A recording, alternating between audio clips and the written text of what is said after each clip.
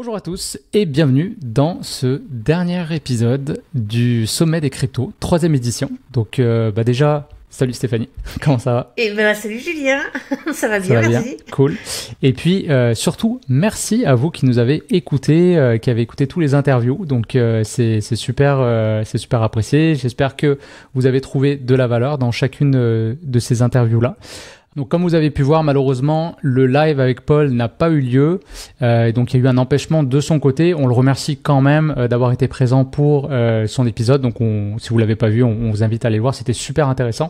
Et au travers du coup des différents épisodes, vous avez eu un peu quand même notre point de vue à Stéphanie et moi sur le marché, la cyclicité, parce que vous avez compris que cette édition-là, elle a été énormément orientée sur l'aspect plutôt news, avec tout ce qui s'est passé, avec les ETF sur Bitcoin, etc. Bon, on a parlé de tout ça.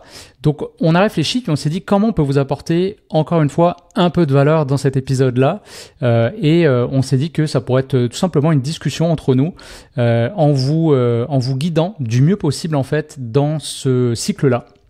Parce que parmi vous, j'imagine qu'il y en a beaucoup qui doivent vivre leur premier bull run. Et vous allez voir, c'est quelque chose d'extraordinaire. Vous allez vivre de grandes émotions. Mais vous avez probablement, même après toutes ces interviews-là, des doutes, des questions. Fait qu'on va essayer d'y répondre aujourd'hui, finalement, en revenant sur les points principaux. Peut-être un peu parler de nos stratégies, de ce qu'il faut surveiller, à quel moment il faudra sortir. Parler un petit peu aussi des émotions que vous allez vivre ou que vous vivez peut-être déjà. Donc là, l'épisode est enregistré, je le précise quand même, le jeudi 26 septembre.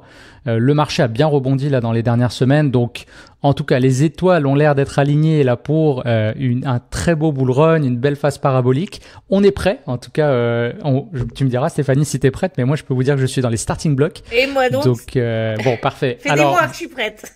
Voilà le programme pour aujourd'hui. J'espère que ça va vous plaire. Et puis de la même façon, on vous invite quand même à nous laisser des commentaires. Et puis s'il y a des questions qu'on n'a pas abordées, bien sûr, on prendra le temps de répondre à chacun. Alors Stéphanie, donc tu es prête pour ce cycle-là? Bah oui, t'es pas toi. Écoute, ça fait 3 ans que on y arrive, hein. Oh là là, écoute, 1 an de bear market, plus ou moins, là. Ensuite 2 ans de période d'accumulation, ça devient... C'est long. Moi, c'est ce range de 6 mois là, il m'a tué quoi. C'est vrai que c'est parti super vite avec toute l'actualité des ETF Bitcoin. On a vu nos portefeuilles, en tout cas moi il a quasiment triplé en même pas un mois, donc j'étais fou. Je me disais mais attends, c'est pas encore le cycle, on n'est pas sur, tu vois, on est à peine, Ethereum avait toujours pas fait de nouveau plus haut, même au moment où on parle il l'a toujours pas fait, donc je me disais mais ça va être une dinguerie ce cycle là. Et après le gros range qui descend comme ça et beaucoup de doutes. Alors j'avais toujours mes convictions, mais c'est intéressant de voir que, alors moi c'est mon 2e cycle, toi c'est ton 7e cycle à peu près. Et donc du coup, tu dis que même en ayant un peu d'expérience, ce que je réalise en tout cas et au travers des interviews qu'on a eues aussi, on réalise que même ceux qui sont là depuis le début, les pionniers et les pionnières, il y a toujours des doutes quand même. À chaque cycle, on peut pas être sûr que tout va se reproduire. On se garde toujours une petite gêne. Par contre, on a un peu plus de confiance quand même dans les concepts clés. On sait mieux quoi regarder. Donc, peut-être on peut commencer par là, Stéphanie. Qu'est-ce qui, toi, en fait, au travers de ces derniers mois qui ont été quand même assez compliqués, qu'est-ce qui t'a fait tenir? Est-ce que c'est vraiment une conviction profonde ou est-ce qu'il y a des choses que tu surveillais et qui te faisaient dire non, le cycle n'est pas terminé, il y a encore quelque chose? Alors, je vais répondre à ta question, mais avant, je voudrais juste dire un tout petit truc. Pourquoi je trouve ce cycle très difficile émotionnellement? Enfin, tous les cycles sont difficiles, mais là, comme tu l'as dit tout à l'heure, il y a un truc qui a été différent de ce cycle-là, c'est que premièrement, on a touché un ATH, on a dépassé l'ATH avant le halving, et ensuite on est parti 6 mois en correction. Ça, c'est pas nouveau, ça arrive à tous les cycles. Enfin, pas qu'on dépasse l'ATH, mais qu'on parte en correction de 6 mois, ça arrive à tous les cycles, c'est pas nouveau, c'est comme ça. Sauf que cette correction arrive beaucoup plus tôt dans le cycle normalement et non pas aussi tard que ce cycle-là. Ce qui fait que ça a été très dur émotionnellement. Pourquoi? Parce que c'est comme un faux départ, tu sais. C'est comme si je te donnais, tu sais, t'as faim là, t'as super faim.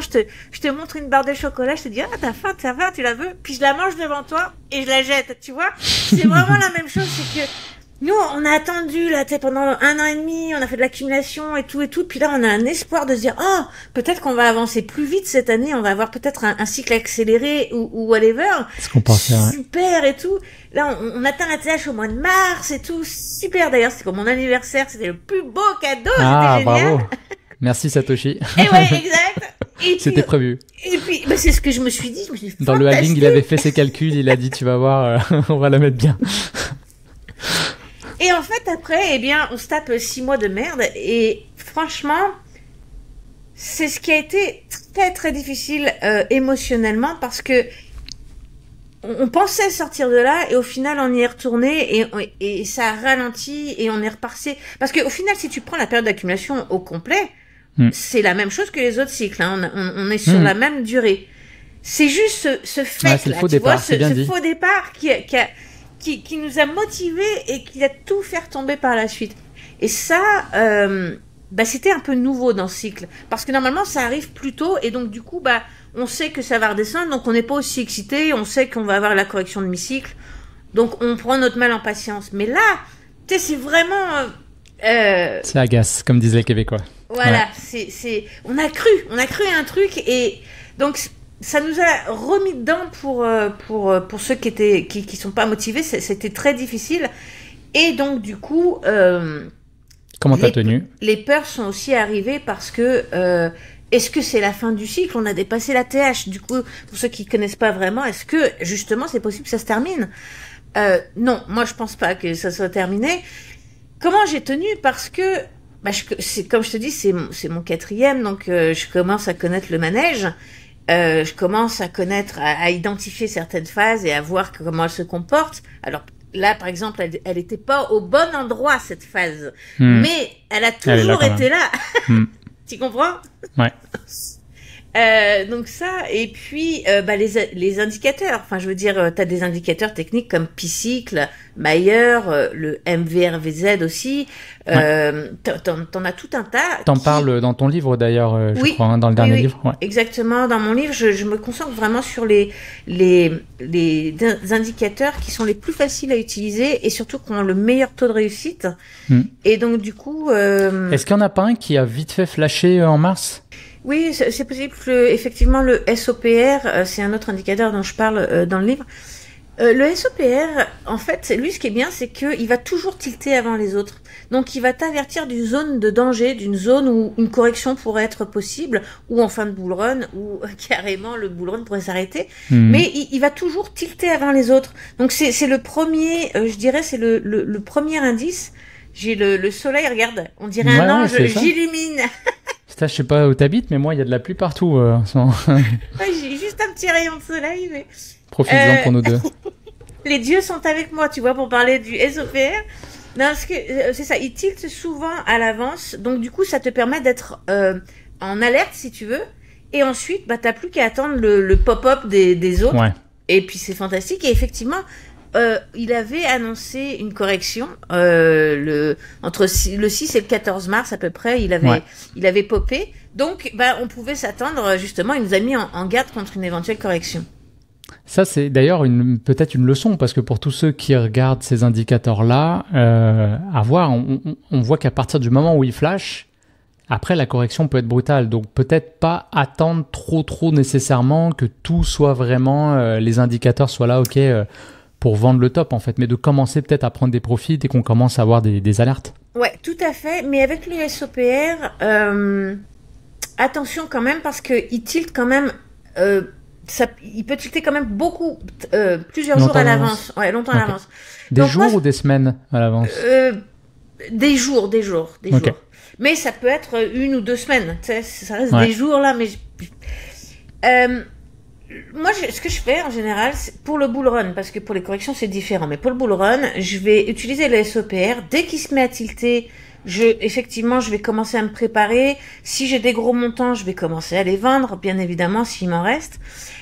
Et puis, pour faire par palier. Et puis, ce que je vais faire, c'est que je vais attendre qu'il y ait au moins un autre indicateur qui s'enclenche.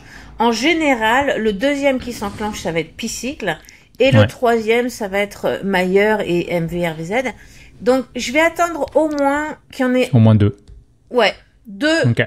voire 3, ça dépend, parce qu'après après j'analyse aussi les bougies, les figures, chartistes, etc. L'actualité, bon bref, il y a d'autres choses que je prends en considération, mais avant de m'affoler et de vraiment tout vendre, j'attends au moins 2 indicateurs. Ouais, au niveau technique, ok. Moi, il y en a un autre que j'ai découvert dernièrement avec un compte Twitter que je suis. Je vais donner le nom, c'est Burger Flipper. Je sais pas si tu le connais. Non. Ça me fait rire. C'est le mime, tu sais, du dude qui retourne travailler à McDonald's quand c'est le bear market. Et il a partagé, en fait, ça s'appelle, donc c'est le Funding APR Heatmap. Et en fait, si tu tapes ça sur Google, tu vas voir sur CoinGlass, c'est gratuit. Moi, je pensais qu'il fallait payer, mais c'est gratuit. Oui. Il va te sortir les grosses cryptos, donc Bitcoin, Ethereum, BNB, Solana, une coupe d'autres. Et en fait, tu vois, quand la map est verte, bah, c'est plutôt chill. Et quand c'est rouge-orange, ça commence à être compliqué. Et je suis allé voir, du coup, tout à l'heure un petit peu si on avait eu l'indication du top. Et effectivement, à ce moment-là, tu vois que tout était rouge-orange. Donc, c'était aussi un indicateur. Là, en ce moment, on est dans le vert, donc on est tranquille. Et alors qu'on est presque de retour, bah, pas de retour sur l'ATH sur la plupart des cryptos. On a bien rebondi et de voir que tout est vert, on sait que voilà, là, on est prêt, on peut y aller à mon avis. Oui, c'est un autre indicateur qui peut être intéressant. Oui, exact. Et c'est marrant que tu en parles parce que j'ai découvert ça il y a 10 jours, je crois, quelque chose comme ça. Je ne connaissais pas non plus. Ouais, exactement. Mais tu vois, la différence parce que on donne des indicateurs, puis là on est en train de dire que certains indicateurs s'affolent alors qu'on est en correction et non pas en fin de cycle. Et là, les gens peuvent se dire, bah oui, mais comment on sait qu'on est en correction et pas en fin de cycle? Alors, premièrement, tous les indicateurs ne s'affolent pas. Hein. Quand il y a eu la correction du mois de mars, c'était seulement le SOPR et le funding dont tu viens de parler. Donc, du coup, c'est déjà pas tous les indicateurs, premièrement. Et deuxièmement, c'est là qu'interviennent les données cycliques. Ouais. Alors, je vous vois déjà venir en disant, bah oui, mais c'est pas parce que ça a été comme ça pendant le passé que ça le sera encore.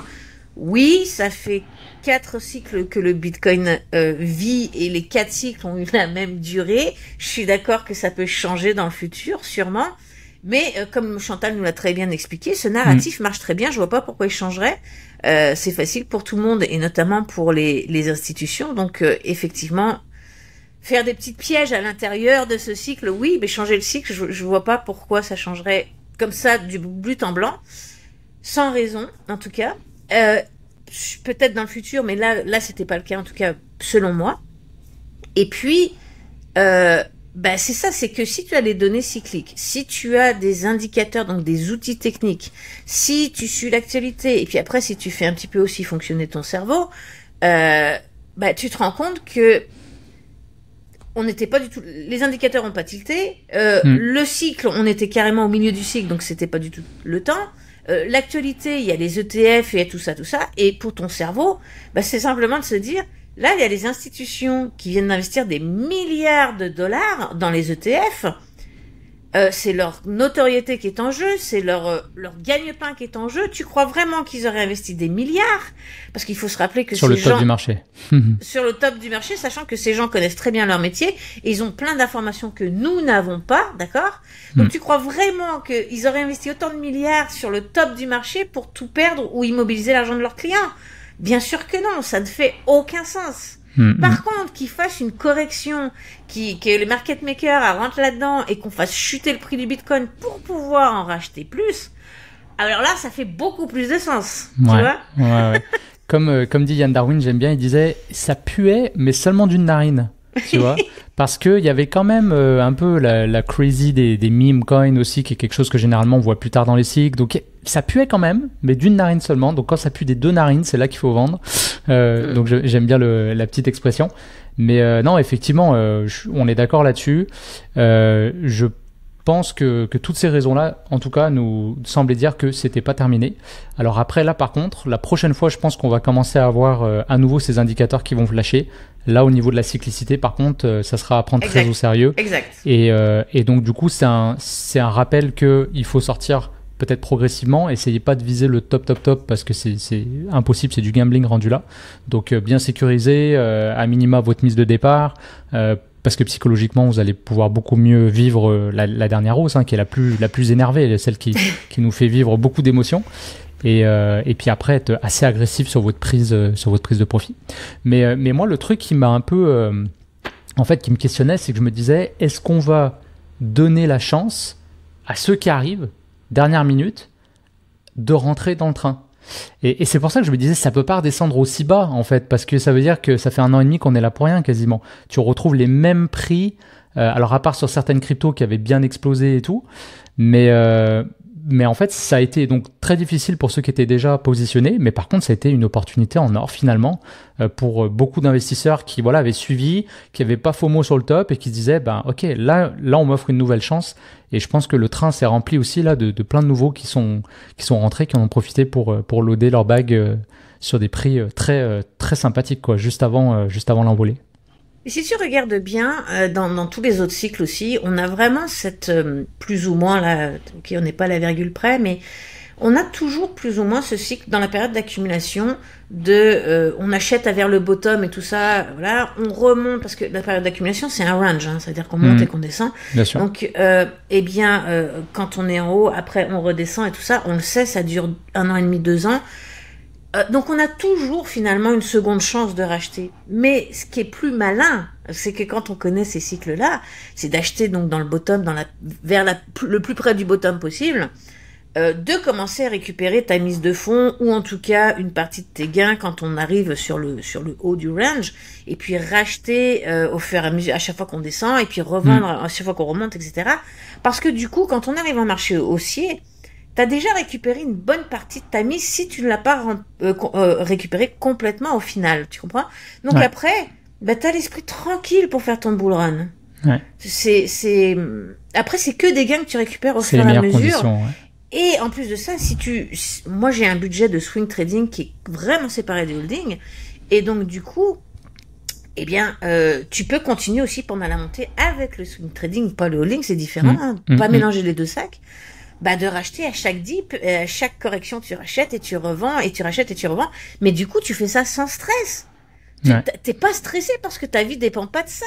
T'as récupéré ta mise de fonds avec le holding. T'es safe. Donc après, tu te fais plaisir. Ça devient du fun, ça devient du jeu, quoi. Ça devient un divertissement. C'est drôle parce que il y a un gars que je suis qui fait du gros trading, il fait des challenges avec des petits comptes. Il utilise l'effet de levier, il trade, il part avec des $1000, il essaie de les monter à 100 000, 1 million. Vraiment, il est assez énervé. Mais un truc qu'il disait que j'ai trouvé intéressant, c'est qu'il disait en fait la raison pourquoi il y arrive, par exemple, à prendre 1000 et à les amener à 100 000, c'est parce qu'il a déjà 100 000. Et en fait, psychologiquement, c'est pas pareil que si tu te lances en crypto, t'as $1000, c'est ta petite épargne, tu vois, c'est l'argent de la petite souris, et tu dis allez, j'y vais, je vais faire un x100, versus quelqu'un qui a déjà 100 000, qui prend 1% de son capital et qui va s'amuser à prendre des trades. En fait, il a une liberté dans sa tête qui va lui permettre en fait de surfer, de prendre des trades de malade, parce qu'il n'y a pas de stress en fait, il n'y a pas de stress psychologique. C'est ça, t'as un lâcher prise parce que tu t'en fous. C'est ce que j'expliquais. Je sais plus quand j'expliquais ça. Il y a pas longtemps justement où quand on s'entraîne sur du virtuel. Je crois qu'on a déjà dû dire ça. Ouais, on peut en parler parce que ça va intéresser nos auditeurs, je crois. Ok. On en a parlé dans une interview, puis comme j'ai fait les montages il y a peu de temps, c'est pour ça que ça m'est revenu. Tu sais, quand tu traites dans un compte virtuel, voilà, un compte démo, t'as pas les émotions qui viennent avec toi parce que exactement ce que tu dis. On a ce lâcher prise. On s'en fout, c'est de l'argent virtuel.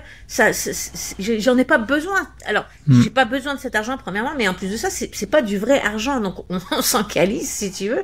Et donc du coup, t'as un lâcher prise qui est automatiquement en toi, si tu veux. Et c'est toi qui expliquais que regarde, vas-y, je te laisse réexpliquer. Donc c'est un super livre de Mark Douglas que je recommande à ceux qui s'intéressent au trading, qui s'appelle Trader entré dans la zone. Ça, c'est la traduction française. Je suis pas sûr, ça doit être de zone, trading zone, quelque chose de même en anglais. Et en fait, alors c'est de cet auteur-là, mais c'est dans une interview qu'il donnait à un moment donné. Et souvent, en fait, un conseil qu'on entend très régulièrement pour les gens qui commencent à trader, on leur dit le compte démo, c'est pas intéressant parce que c'est pas réaliste. Tu es mieux de partir avec un petit capital, tu vas avoir du skin in the game et tu vas pouvoir vivre les émotions. Et en fait, lui, il amenait une twist intéressante, c'est qu'il disait, en fait, vis-le au début et ensuite dis-toi que c'est ton objectif final. Parce que tu auras vécu les émotions de trader de façon complètement détachée des résultats. Et du coup, ça va être dans ta tête. Tu sais que c'est l'objectif que tu dois atteindre un jour avec ton argent. Et après, c'est par justement une prise de risque cohérente par rapport à ton capital. Et souvent, on a un peu le complexe quand on est sous-capitalisé, c'est-à-dire qu'on part avec un petit compte, on va avoir tendance à prendre des gros risques parce qu'on se dit sinon ça fait pas de différence. T'as 100 balles, tu fais un trade à 20%, tu vois, qui est énorme, bah t'as fait 20 balles. Ok, tu vas aller au restaurant, tu pourras même pas, tu vois, en tout cas à Montréal, tu iras pas très loin avec 20 balles. Donc c'est pour ça. Alors que si t'as, je sais pas, 1 million, même si tu fais 0,5%, bah, tu peux vivre un mois, tu vois. Donc, c'est intéressant de voir que c'est pas la stratégie qui change, c'est juste le montant et notre psychologie par rapport à ce montant-là qui nous fait faire des conneries ou qui nous fait trader finalement pas le marché tel qu'il est, mais plutôt nos émotions et comment est-ce qu'on a gagné la veille, est-ce qu'on a perdu la veille, et dans les deux cas, bah, on va avoir des émotions qui peuvent nous influencer négativement. Et puis donc, ça, c'est intéressant. Le truc, c'est que les gens sont dans le déni en plus. C'est ça le pire. C'est parce qu'ils disent non, moi j'ai peur de rien, moi ça m'impacte pas et tout, mais c'est bullshit. Ah ouais, c'est tout le monde a peur, tout le monde se laisse gérer par ses émotions. Et ceux qui sont dans le déni et qui disent que non, c'est encore pire. Vous êtes encore plus soumis à vos émotions. C'est un red flag encore plus gros là. Encore plus. Mais c'est pas à ça que je faisais allusion, c'était au fait, tu sais, le compte de démo, où ils étaient tous sur des comptes de démo, puis le mec... ça c'est l'anecdote. En fait, c'est que c'est l'anecdote qui nous avait été reportée dans l'interview, c'est qu'il y a un gérant de fonds à Dubaï qui embauchait une dizaine ou une vingtaine de traders qui étaient vraiment des bons traders en tant que tels. Chacun était payé et ils tradaient en temps réel. Sauf que en vérité, il y avait qu'un seul trader qui était connecté sur un compte réel et tous les autres étaient en démo. Et en fait, on leur disait à tous qu'ils étaient en démo, mais ils étaient payés pour trader. Donc chacun tradait et ce gars-là, en fait, supervise, il regardait un peu les performances et quand il envoyait un qui était bien chaud, sans lui dire, il le connectait au compte réel et là, à ce moment-là, ses positions étaient des vraies positions. Et tout ça pour que chacun des traders soit dans cette disposition mentale parfaite de toute manière, je suis comme en démo, donc je fais juste appliquer ma stratégie, je suis détaché des résultats et il n'y a pas de souci en tant que tel. Et ça, j'ai trouvé que c'était super intéressant comme approche en fait parce qu'on voit que finalement c'est l'objectif ultime, c'est d'atteindre cette sérénité-là quand on fait du trading. Ouais. Exactement. Mais pas que du trading. Alors moi je trouve que c'est beaucoup plus facile de se détacher dans le holding. 100%. Ouais. Parce que c'est beaucoup plus long, parce que t'as pas de levier, donc tu t'en fous que ton Bitcoin il fasse ça, et puis ça, et puis ça, et puis ça, on s'en fout. Au final, c'est sur du plus long terme, donc ça n'a aucune incidence. C'est beaucoup plus facile de se détacher, mais il faut se détacher pareil. Et quand on a une correction comme ce qu'on vient d'avoir ces 6 derniers mois, si t'es pas détaché émotionnellement, c'est compliqué, c'est très compliqué. Puis tu vois, c'est ce que je fais. Moi, sur ma chaîne, je fais une série sur la gestion des émotions justement. Et c'est ce que j'essaie d'amener à faire comprendre aux gens, c'est que il y a plein de façons différentes de se détacher et il y a surtout plein de raisons différentes de pourquoi tu réagis comme ça et pourquoi t'as telle ou telle peur en fait. Et du coup, eh bien, il y a une solution qui passe, qui est peu importe ta peur, qui sera toujours présente. C'est une solution qui est bonne pour tout. C'est les connaissances. Je veux dire, t'as peur de ce que tu connais pas, t'as peur de ce que tu ne maîtrises pas, t'as peur quand tu sors de ta zone de confiance, de confort, je veux dire. Donc, si t'as les connaissances, tu m'as demandé tout à l'heure comment j'ai fait pour tenir et pour rester serein. Parce que j'ai les connaissances.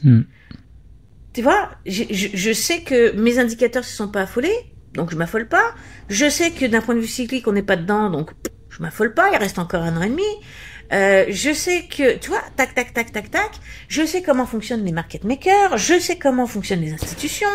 Je sais comment fonctionne le cycle en lui-même avec les phases à l'intérieur. Mais je suis sereine, je suis pas inquiète un seul instant. Ouais.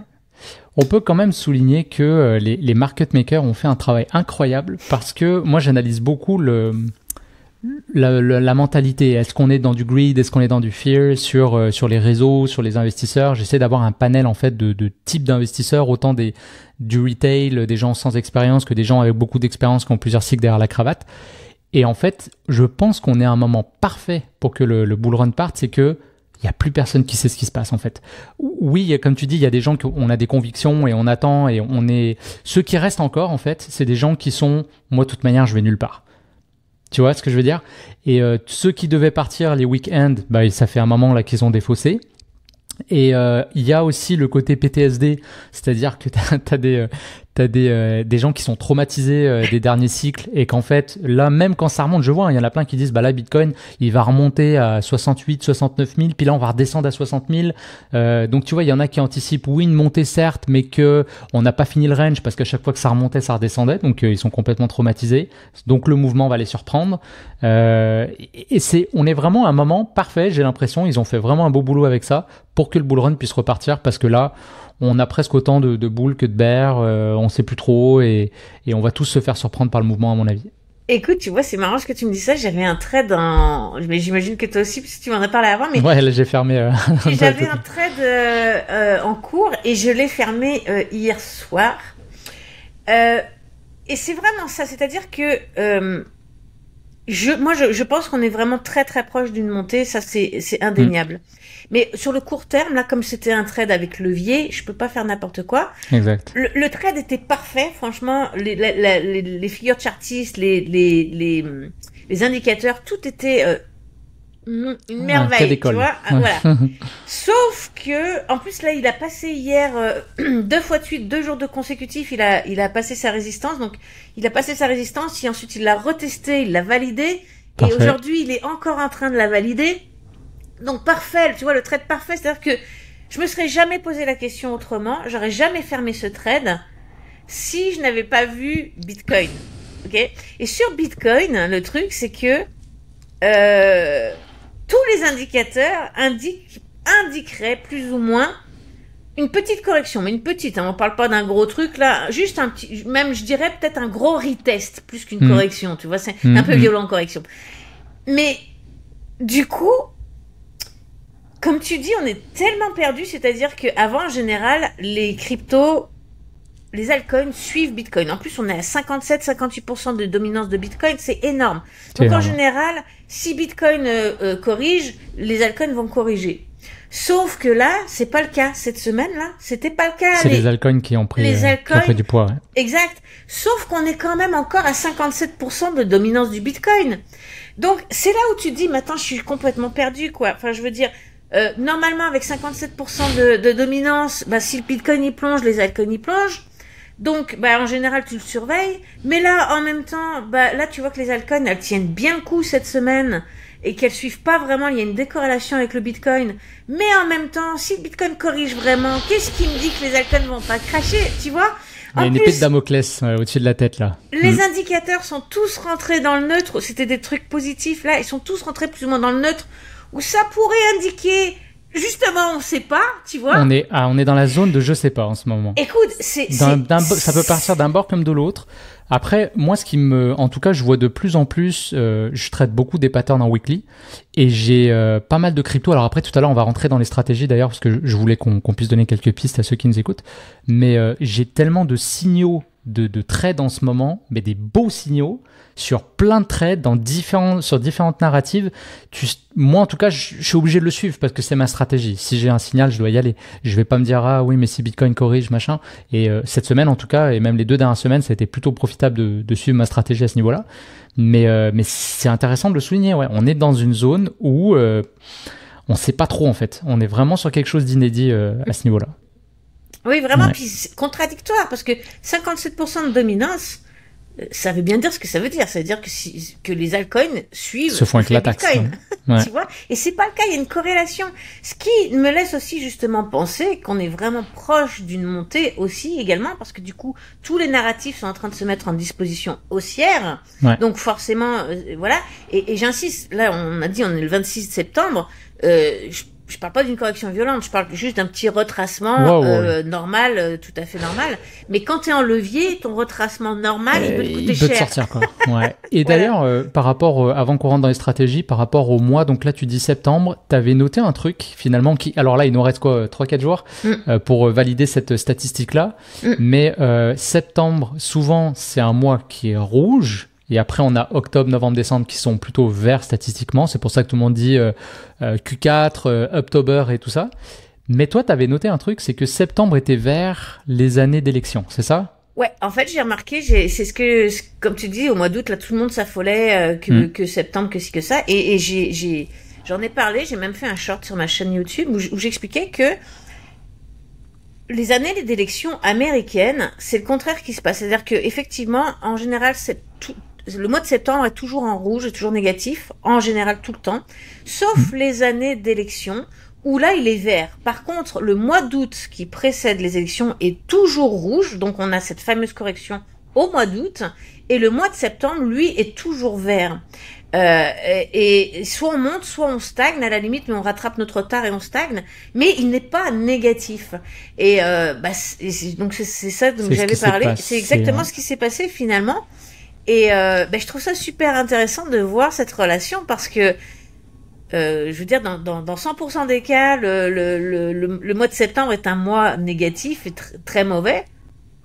Et juste les années d'élection, donc tous les 4 ans. Donc alors, est-ce que c'est tous les 4 ans en fonction du cycle du halving? Non, j'allais dire des élections. Ou est-ce que c'est justement le après-halving qui fait son effet?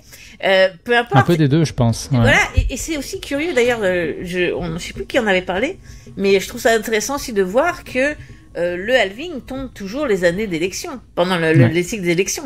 Donc tout est un peu interrelié comme ça, et c'est marrant c'est marrant de voir que encore ça se reproduit. Voilà, c'est ça.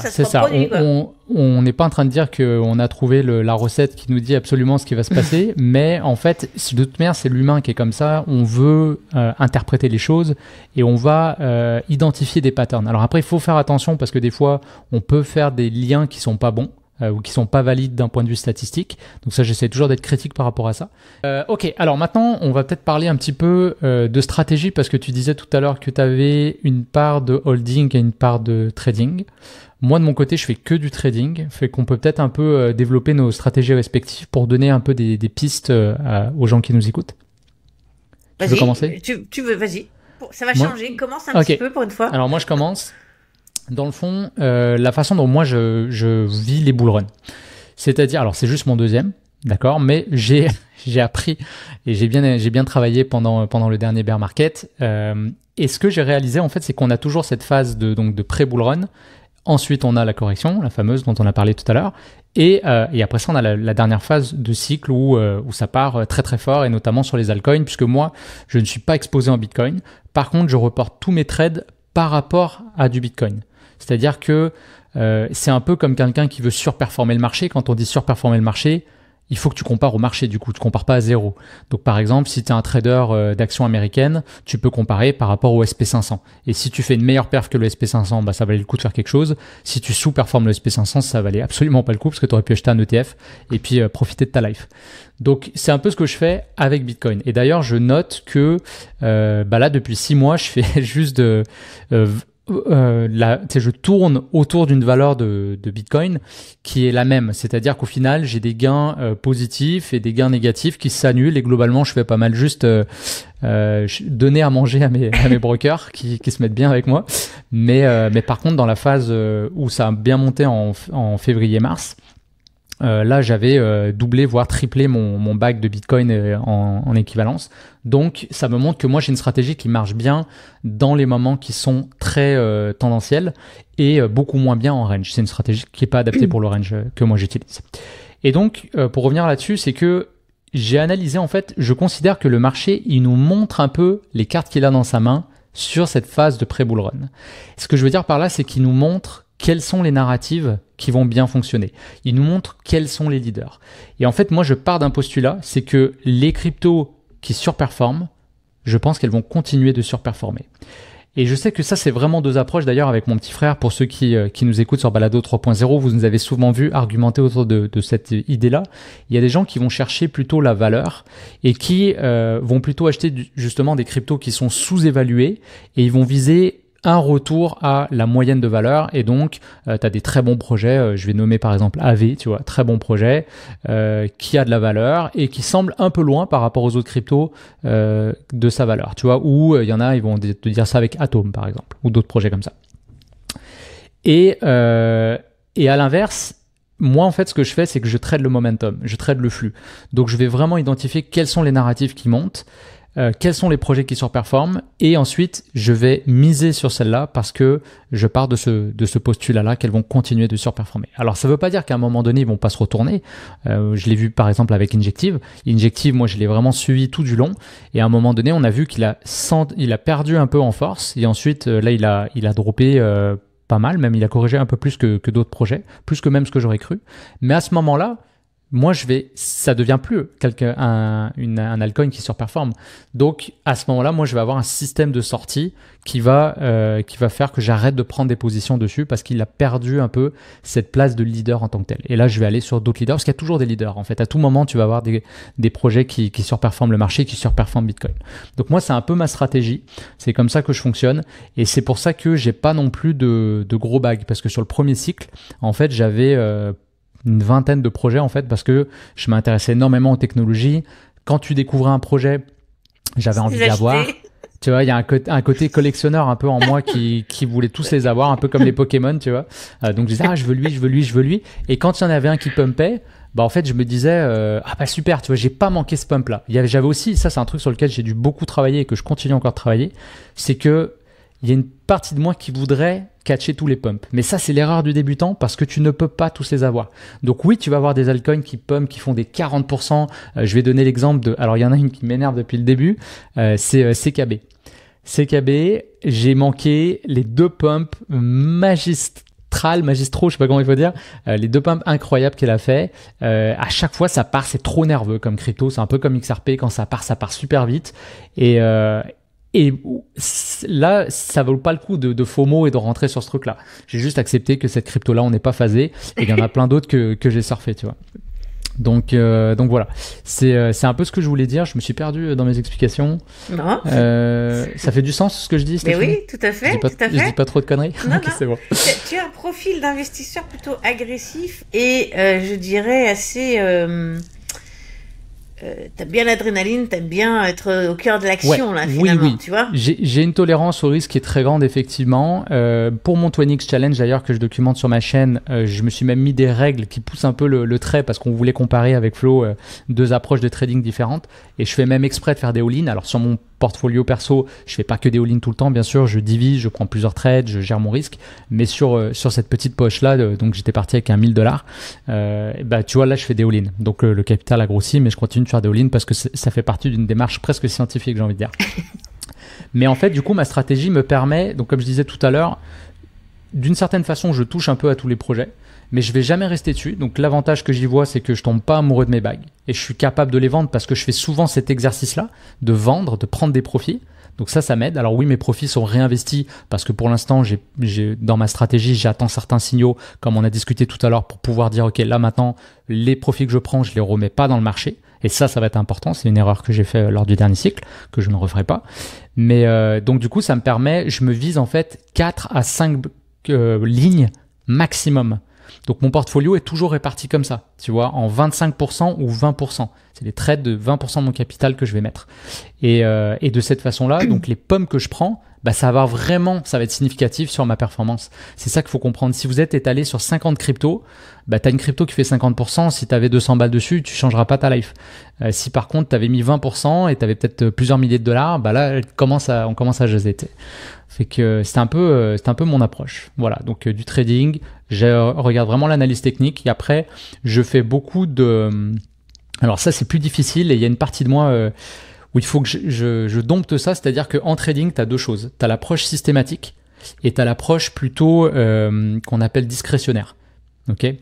Dans le système, ce qui est intéressant, c'est que c'est des stratégies qu'on peut backtester. Tu peux revenir dans le passé, tu peux vérifier si telle configuration d'indicateur, quel succès de chance ça te donne, quel risk reward tu peux aller chercher. Ça suppose de bien analyser ta crypto. Et d'ailleurs, en fait, mes trades, je les prends sur une vingtaine de cryptos gros max. Je pars pas sur le top 100, tiens, il y a tel crypto qui me donne ça. C'est des cryptos que je connais, que j'ai déjà validé un minimum. J'ai un filtre fondamental où je sais que le projet, je vais pas me faire rect, c'est un truc sérieux, il y a une équipe, il y a quelque chose. Après, je vais privilégier les projets qui sont sur leur premier cycle parce que je sais qu'il y a moins de vendeurs. Alors là, je fais une parenthèse, mais c'est aussi important. En fait, en crypto, et Paul avait partagé un post là-dessus où on voit le top 19 ou le top 20 des cryptos d'un cycle à l'autre va tout le temps changer. Donc, c'est à part Bitcoin, honnêtement, et même Ethereum, tu vois, on pensait, et puis même là, il commence à y avoir des doutes. Alors, je pense pas qu'Ethereum va disparaître, mais on voit quand même que, à part Bitcoin, honnêtement, les choses peuvent changer très très fortement d'un cycle à l'autre. Et en fait, ce qu'il faut comprendre, et ça, on l'observe autour de nous, on en parlait d'ailleurs il y a pas longtemps là au barbecue. Que les gens qui sont sur des projets, qui n'ont pas su prendre des profits, il y en a plein qui attendent que le prix revienne sur leur niveau d'entrée, parce que c'est un truc psychologique, et d'ailleurs c'est une erreur de trading de faire ça, mais ils attendent que le prix revienne sur leur niveau d'entrée pour sortir, pour pas avoir cristallisé la perte. Donc ça, on pourra en discuter si ça t'intéresse, mais c'est une erreur de pensée.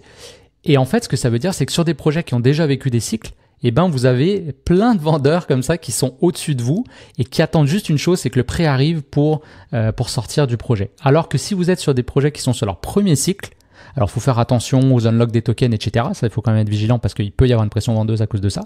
Mais autrement, sur un projet qui a une bonne tokenémie, qui a eu un fair launch, bah, globalement, vous avez pas mal juste des acheteurs qui vont s'empiler en dessous, plutôt que des vendeurs qui attendent que le prix remonte. Alors, je sais pas si c'est clair, j'espère que vous voyez un petit peu ce que je veux dire. Si, c'est très clair. Mais ça, c'est un des filtres aussi que j'appose. Donc, une fois que j'ai sélectionné mes top projets, sur des narratifs que je sais porteuses, parce que les chiffres sont là, parce que je privilégie ou sur leur premier ou leur deuxième cycle pour des cryptos qui sont quand même très intéressantes, que je veux pas passer à côté, et qui ont très bien monté sur la phase de pré-bull run. Donc là, je considère comme tout à l'heure que je disais, le marché nous montre sa main. Et après, une fois que j'ai ça, bah, je fais juste surveiller une vingtaine de cryptos. Et là, quand je vois des positions à prendre, bah là, je vais les prendre dessus. Donc, c'est vraiment comme ça que je fonctionne. Après, bah, je rentre sur des patterns et puis après, j'ai un stop suiveur, en fait. Donc, je vais avoir un indicateur. Moi, j'utilise Supertrend. Je vais rentrer dans une unité de temps plus courte qui me permet d'avoir un décalage entre mon signal d'entrée et puis mon signal de sortie. Et voilà, c'est tout juste du suivi de tendance en fait que je fais. Il n'y a rien de sorcier, j'ai pas 12 indicateurs, c'est vraiment Supertrend, une moyenne mobile et voilà quand on est parti. Et puis j'aime bien le MACD aussi pour valider quand je rentre sur des pullbacks. Ta Supertrend, tu l'utilises donc toi manuellement, c'est-à-dire que c'est toi qui va faire le suivi et puis qui va aviser ensuite ton trade, ou est-ce qu'il est connecté à comme un robot finalement qui va être connecté et puis qui va passer ses ordres automatiquement pour toi, ou c'est toi qui interviens? Non, je le fais manuellement parce que j'ai pas beaucoup de positions, donc je peux le gérer. J'ai pas besoin de. Là, il y a une idée que j'ai commencé tout à l'heure que j'ai pas terminée, donc je vais juste finir là-dessus. Je disais tout à l'heure approche systématique et approche discrétionnaire. Et un autre truc que je fais, alors là, j'apprends parce que ça fait plus. J'apprends à me connecter à mon instinct. Et ça, c'est difficile parce que c'est pas quelque chose qui peut se transmettre. Mais force est de constater que depuis, écoute là, dans les 2 dernières années, il n'y a pas un jour où je regarde pas la crypto. Il n'y a pas un jour où je regarde pas les actualités. Il n'y a pas un jour où je regarde pas les charts. Et alors, c'est ultra chronophage et je recommande absolument pas de faire ça, à moins que ça soit comme moi une obsession et que vous le fassiez de toute façon. Donc, j'ai rien à vous dire là-dessus. Mais j'ai remarqué qu'en regardant tous les jours, j'ai développé une espèce d'intuition de ce qui allait se passer. Et j'ai commencé des fois à prendre des trades d'intuition.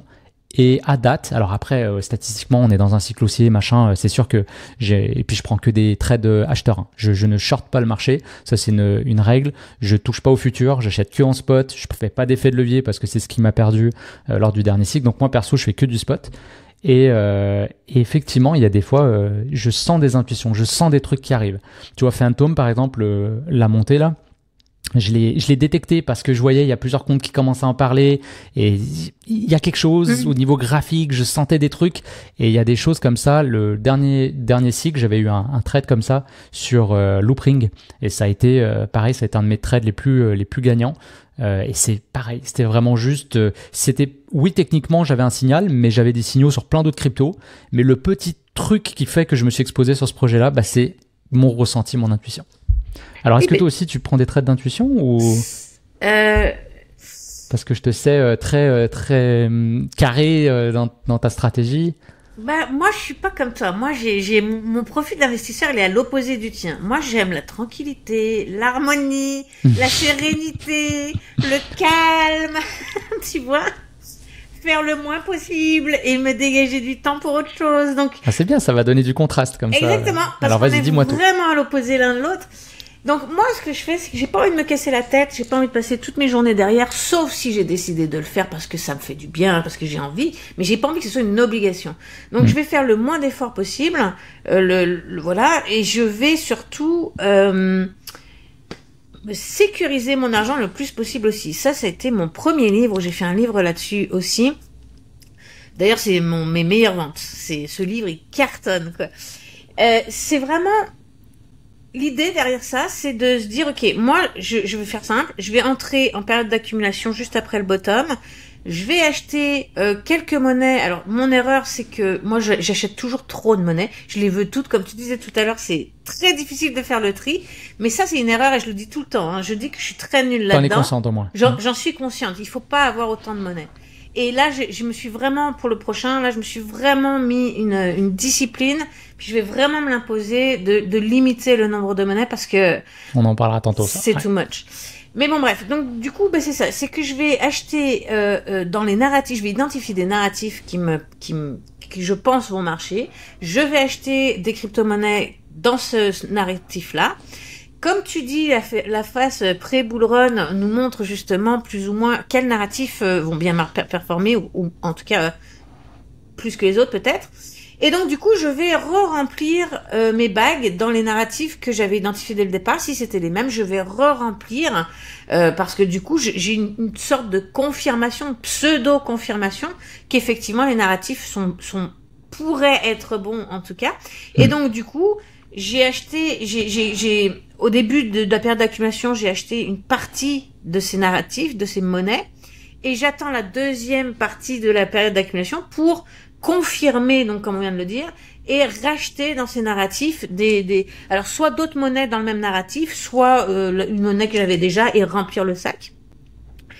Et ça, donc, c'est pour tout ce qui est le holding. C'est-à-dire que ça, j'y touche pas jusqu'à la fin du bull run. Enfin, j'y touche pas, pardon. Je récupère ma mise de fonds, à partir comme mon plan d'action l'indique. Donc, à partir du moment où soit je fais, un x2 ou un x4, ça dépend de... C'est sur des multiplicateurs. Donc, c'est pas sur un signal technique de sortie. Non, c'est sur c'est sur un multiplicateur, x2 ou x4, ça dépend du risque de la monnaie, en fait, de son market cap.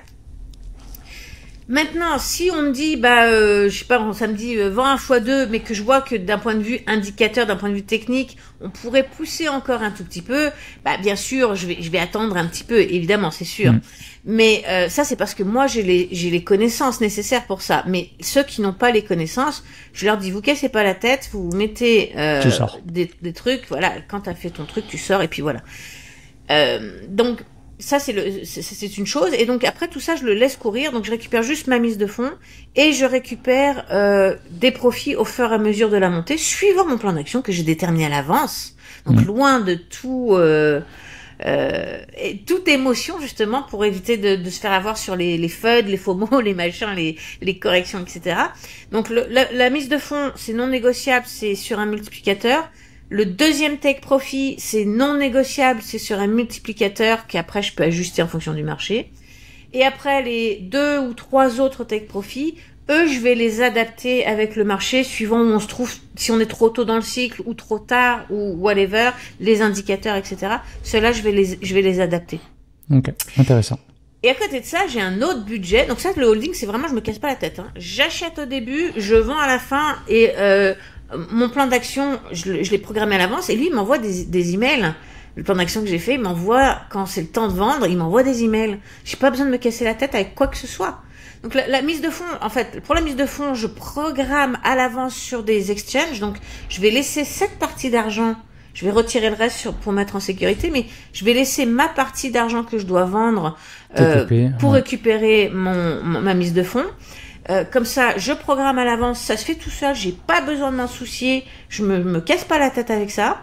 Et puis pour les autres take profit, le deuxième, c'est pareil, quand ça va être le temps qu'on s'approche, je vais balancer ça sur les exchanges, je vais programmer un ordre et je m'en soucie pas. Et pour le reste, c'est ça, je vais adapter et le truc, c'est que justement mon plan d'action va me prévenir à l'avance. Donc moi, j'ai pas besoin de regarder ça tous les jours. Je m'en fous. Je sais que je vais recevoir un email quelques temps à l'avance qui va me dire hey, on s'approche bientôt de ton take profit. balance tes cryptos et programme un ordre, tu vois. Donc, je me casse pas la tête. C'est vraiment le holding, ça se fait tout seul. Je m'embête pas. Je sais que ça va sécuriser tous mes autres budgets, justement. Parce que si je plante mon budget de swing trading, je m'en fous. Parce que mon budget de holding, il va tout me couvrir. Fait que c'est quel pourcentage, par exemple? Est-ce que tu fais du 50, pas plus que 50-50, du coup, t'es quoi? 60-40, 80-20, 90-10? Pour ce cycle-là, parce que pour ce cycle-là, il me manquait certaines connaissances en termes techniques. Donc, j'ai voulu vraiment les pratiquer, les apprendre encore plus, et j'ai testé plein de techniques. Ça a été vraiment un terrain de jeu, je dirais. Donc, du coup, j'avais un 20-25% pour le trading et tout le reste pour le holding. Ouais, donc t'es safe. Cool. Oh, totalement. Mais j'ai déjà récupéré ma mise de fonds. Hein. Moi, c'est déjà tout free là pour moi. Sorti que tu rentres pas dans le marché. Bah, félicitations. Moi, c'est déjà. Moi, c'est tellement pas le cas. J'ai pas sorti $1. Fait que, ouais, je serre les fesses. Ok. Et au niveau trading, du coup, est-ce que tu veux parler un peu de ta stratégie ou ça va être trop long? Tu veux renvoyer ton livre? Peut-être donner quelques pistes? Pour le holding? Non, pas le holding. Du coup, là, on a compris un peu plus sur le trading. Du coup, c'est quoi ton approche ou peut-être de tout ce que tu as pu tester. Du coup, tu parlais tout à l'heure. Et ça, c'est intéressant parce qu'on parle souvent des backtests, mais il faut savoir qu'il y a des forward tests qui sont super précieux aussi, c'est-à-dire de tester sur le marché en temps réel. Des fois, ça vous donne des informations vraiment intéressantes. Donc, qu'est-ce que toi, tu retiens de ces stratégies? Est-ce qu'il y en a une qui a bien fonctionné? En fait, pour le trading, ça dépend. En fait, ça dépend des phases. Comme tu dis, il y a les ranges, les corrections, les montées, et je n'applique pas les mêmes stratégies en fonction du marché. D'accord?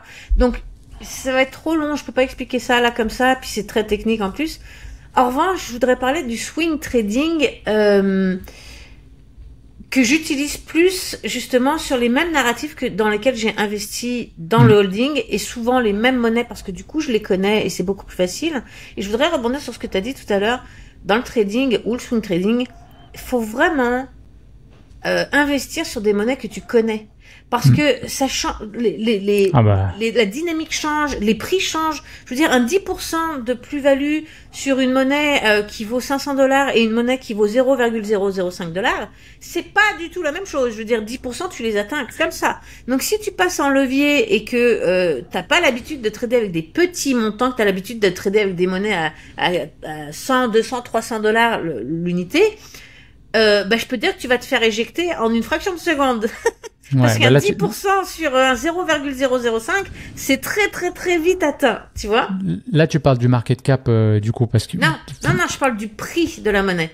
Oui, mais ça dépend le nombre de jetons en circulation aussi. Tu sais que le prix, il est... Non, je parle vraiment de trading pur, de trading technique.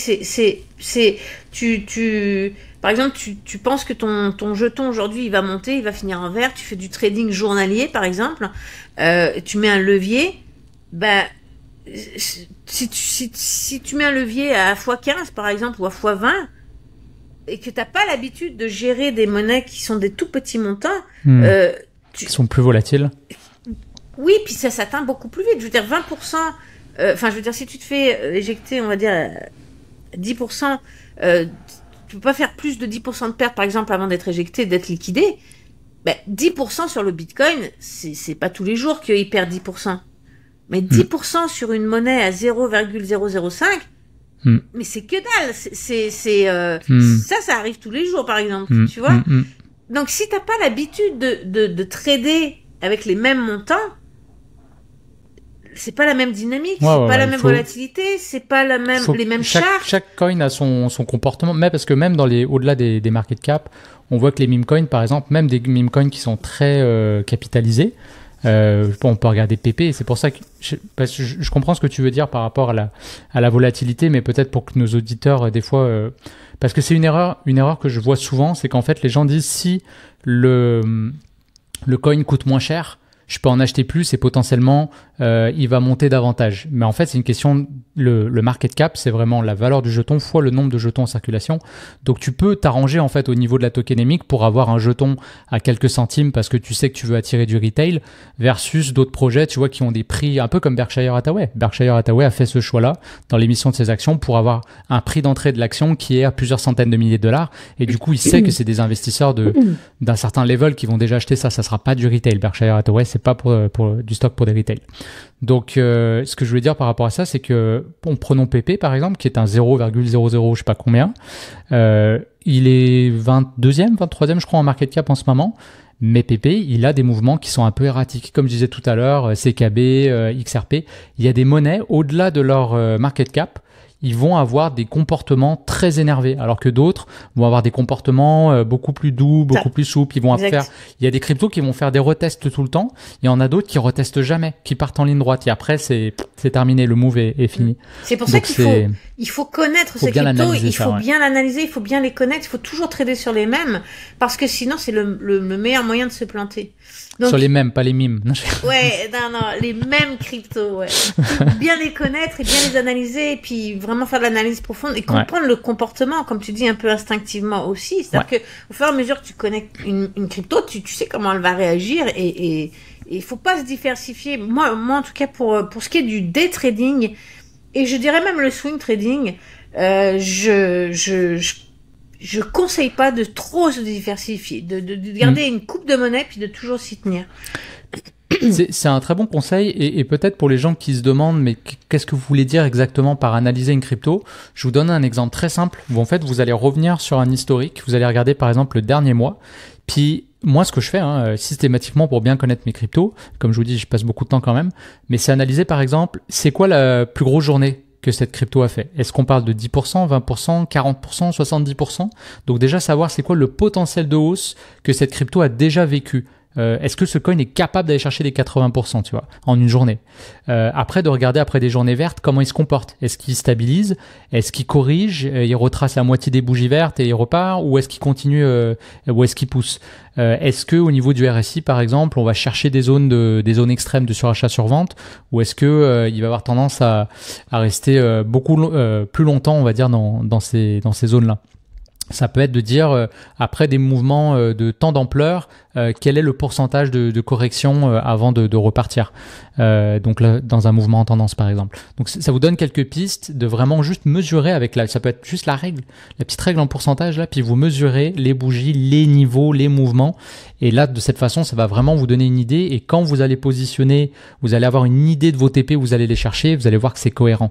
Et ça c'est super important, je pense, à faire avant. C'est un travail préalable qui va vous donner un edge, justement. On dit souvent en trading, il faut un edge.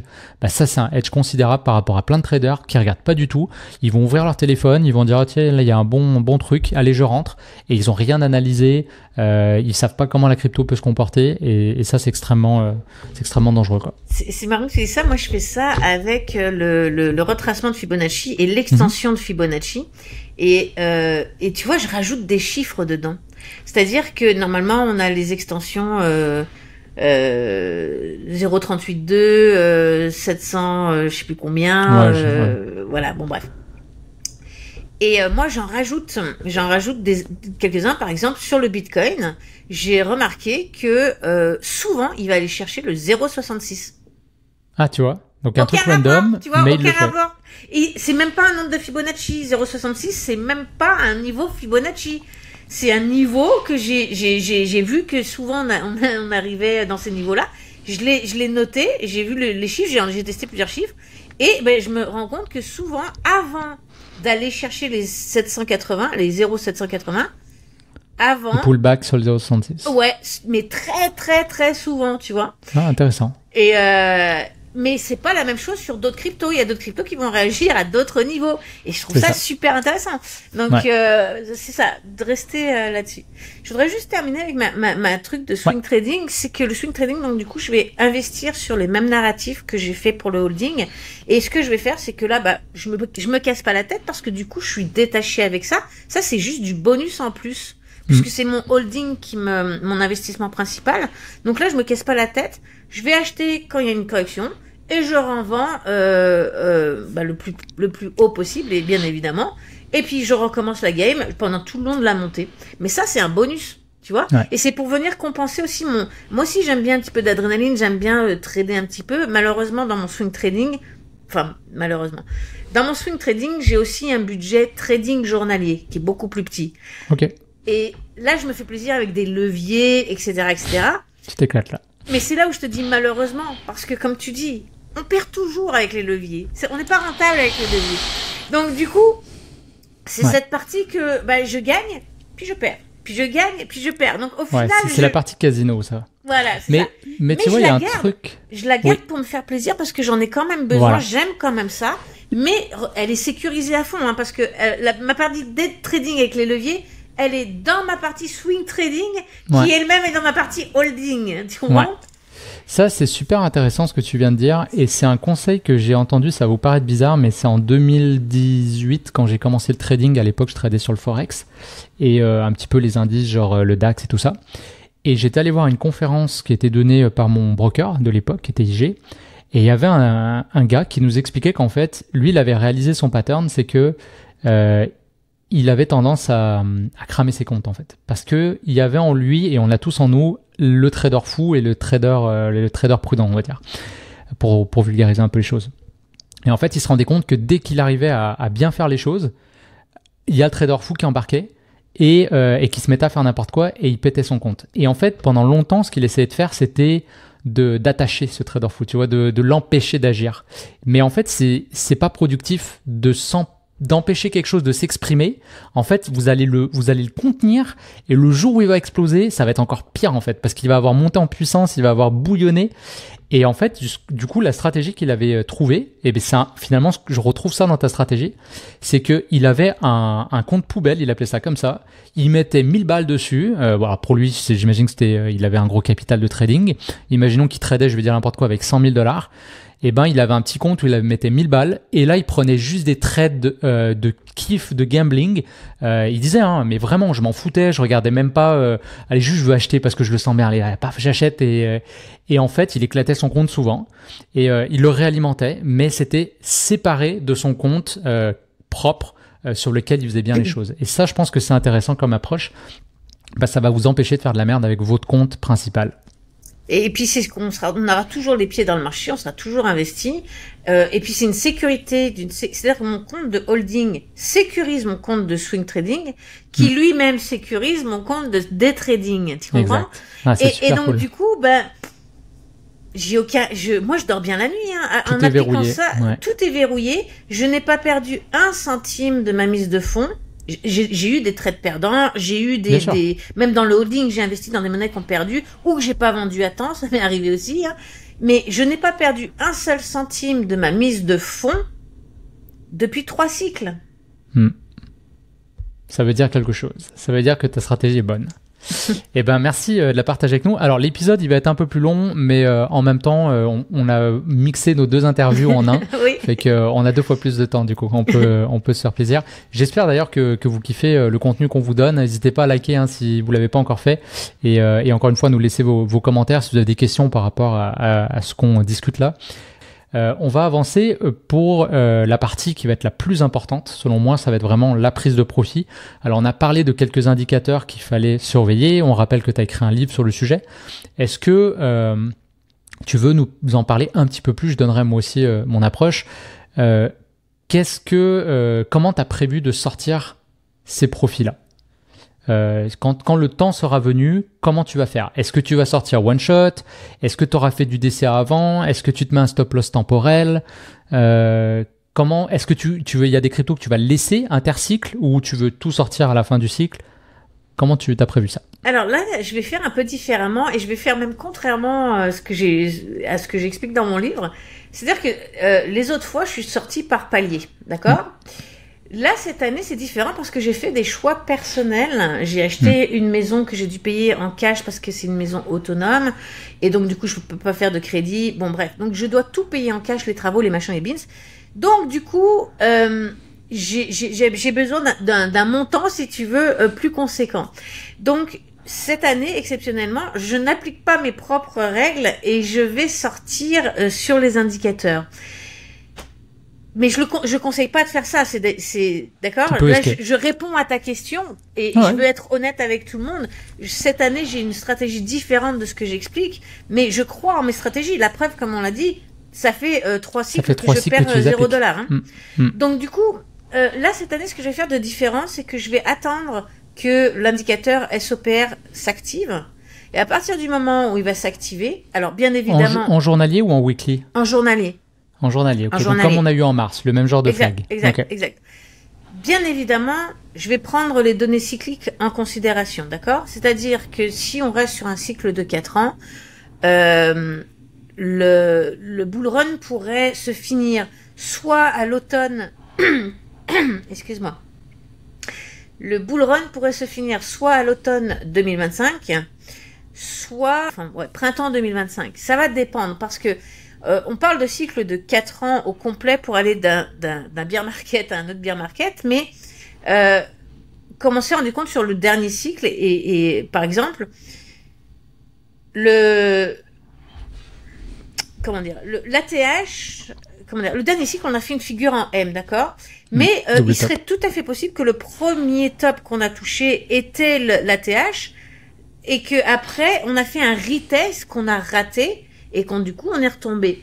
Donc, moi, je pars du principe maintenant... Ça dépend si tu pars du premier top ou le deuxième top pour ton 4 ans, c'est ça? Voilà, c'est ça. Okay. Non, pas pour mon 4 ans. C'est que du coup, le cycle pourrait durer entre 3 ans et demi et 4 ans. C'est-à-dire qu'il va durer 4 ans au final parce que on fait toujours des retests. Mais qu'est-ce qui nous dit que le deuxième top, si par exemple, si on fait encore une figure en M, qu'est-ce qui nous dit que le deuxième top pourrait dépasser le premier, par exemple? Tu vois ce que je veux dire? Donc, je vais pas prendre de risque cette année. Ce que je vais faire, c'est qu'à partir du moment où le SOPR s'allume, et pourquoi je vous dis ça, c'est parce que dans le cycle d'avant, il s'est allumé justement pour le premier top. Pour le premier top et pas pour le deuxième. Le P-cycle s'est allumé pour le premier top et pas pour le deuxième. Même chose pour le MVRVZ, il me semble. Bref, il y a 3 indicateurs qui se sont allumés à ce moment-là. Donc, moi, je vais prendre ça pour lanterne, si tu veux, c'est ça qui va me guider. Donc, dès que le SOPR va se mettre en marche, je vais commencer à analyser les graphiques plus en détail. Je vais commencer à prendre des profits progressivement. Dès que P-cycle s'enclenche, je vends 75% de mes avoirs. Je me pose pas la question, je vends 75%. Et je vais garder un 25% juste au cas où, justement, on aurait une deuxième jambe haussière. Okay. Si on n'a pas de deuxième jambe haussière, je sais à quel niveau vendre, c'est-à-dire que Fibonacci nous indique à quel moment on repasse en marché baissier. Tout ça, je l'explique sur ma chaîne, je l'explique dans le livre, en long, en large, en travers. Et donc, du coup, soit on va continuer avec la cyclicité et je vais me poser la question, je vais attendre d'arriver à l'automne 2025, justement, pour voir si on est bien sorti du bull market. Et je vais vendre à ce moment-là. Soit on casse le Fibonacci dont je parle, et dans ces cas-là, je me pose pas la question, je vends à ce moment-là parce que je sais que c'est très mauvais. Donc j'ai des petits indicateurs comme ça pour mes 25% qui va me rester. J'ai des petits indicateurs qui vont me permettre de me situer dans le marché. Mais cette année, c'est ça, je vends différemment. Je vais vendre one shot à partir du moment où le SOPR s'allume. Je commence progressivement à y aller jusqu'au P-cycle. Au P-cycle, je vends 75% sans réfléchir. Parfait. Merci.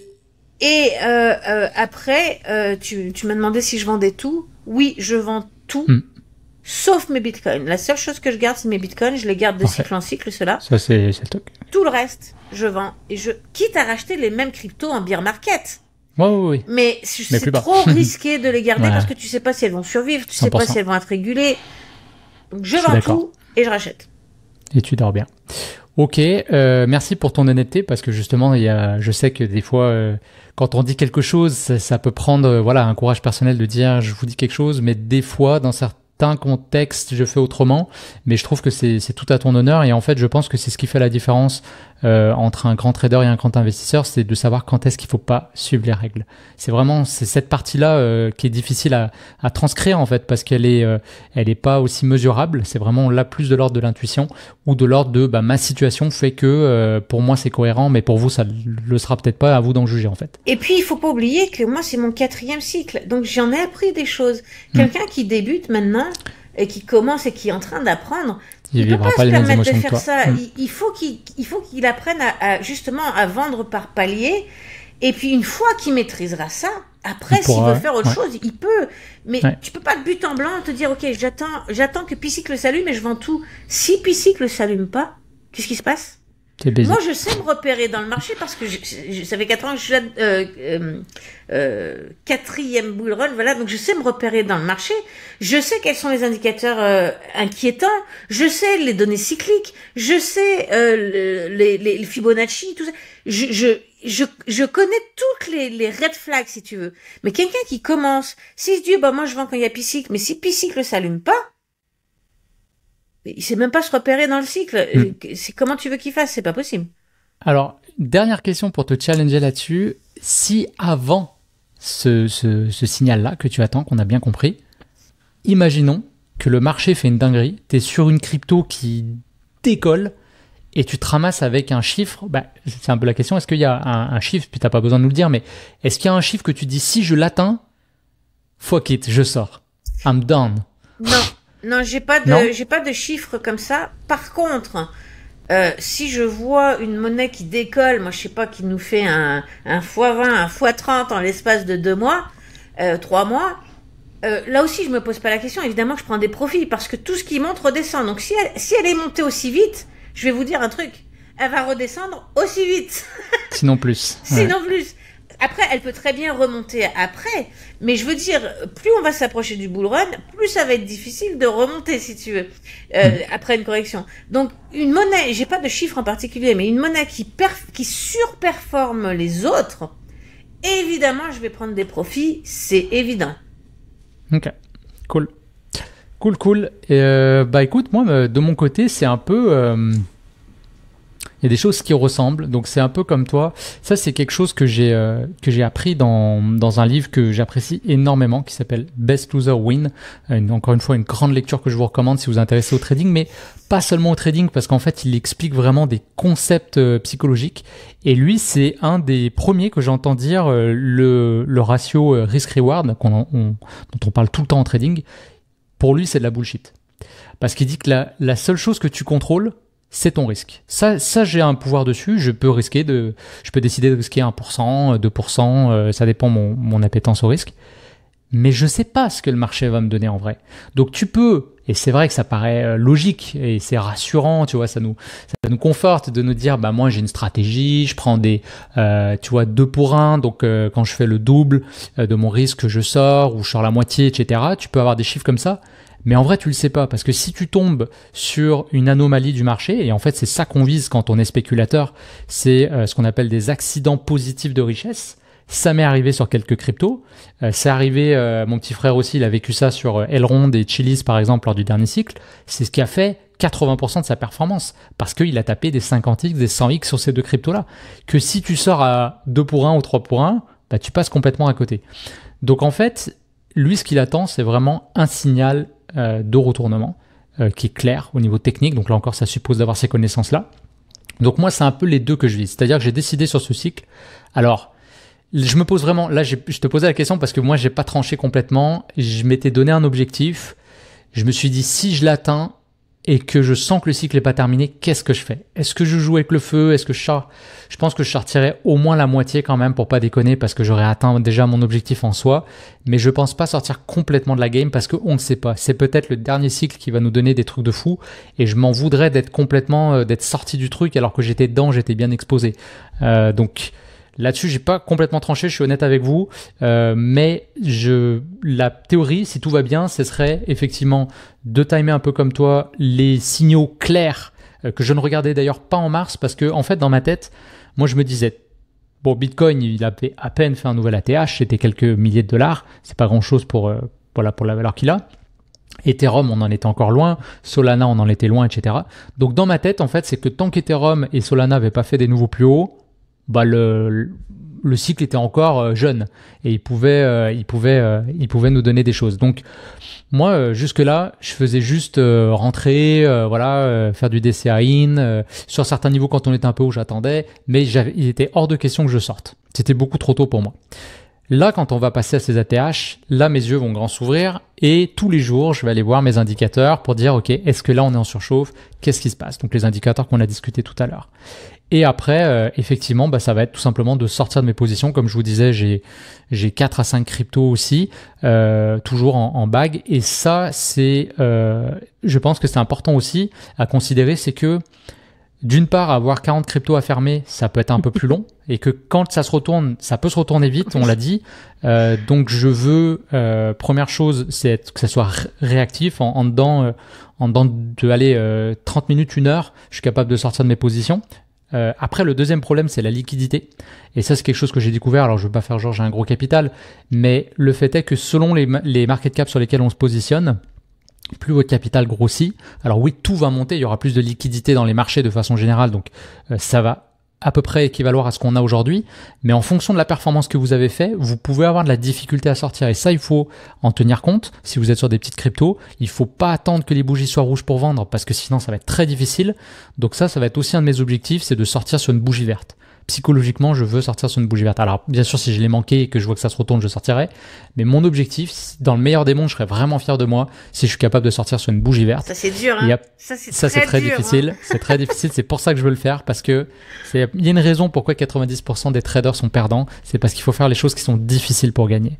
Si tu fais ce qui est facile, tu vas aller avec tout le monde du côté des perdants. Et la dernière chose aussi que je vais analyser, alors ça c'est plus, c'est pas un indicateur comme on l'a discuté tout à l'heure, une petite bougie qui s'allume, c'est plutôt un sentiment de marché où en fait moi je regarde la moyenne, on va dire, sur les projets qui pop dans la journée, ça ressemble à quoi? Comme par exemple en ce moment on voit qu'on est sur des 10-15% de hausse sur des projets.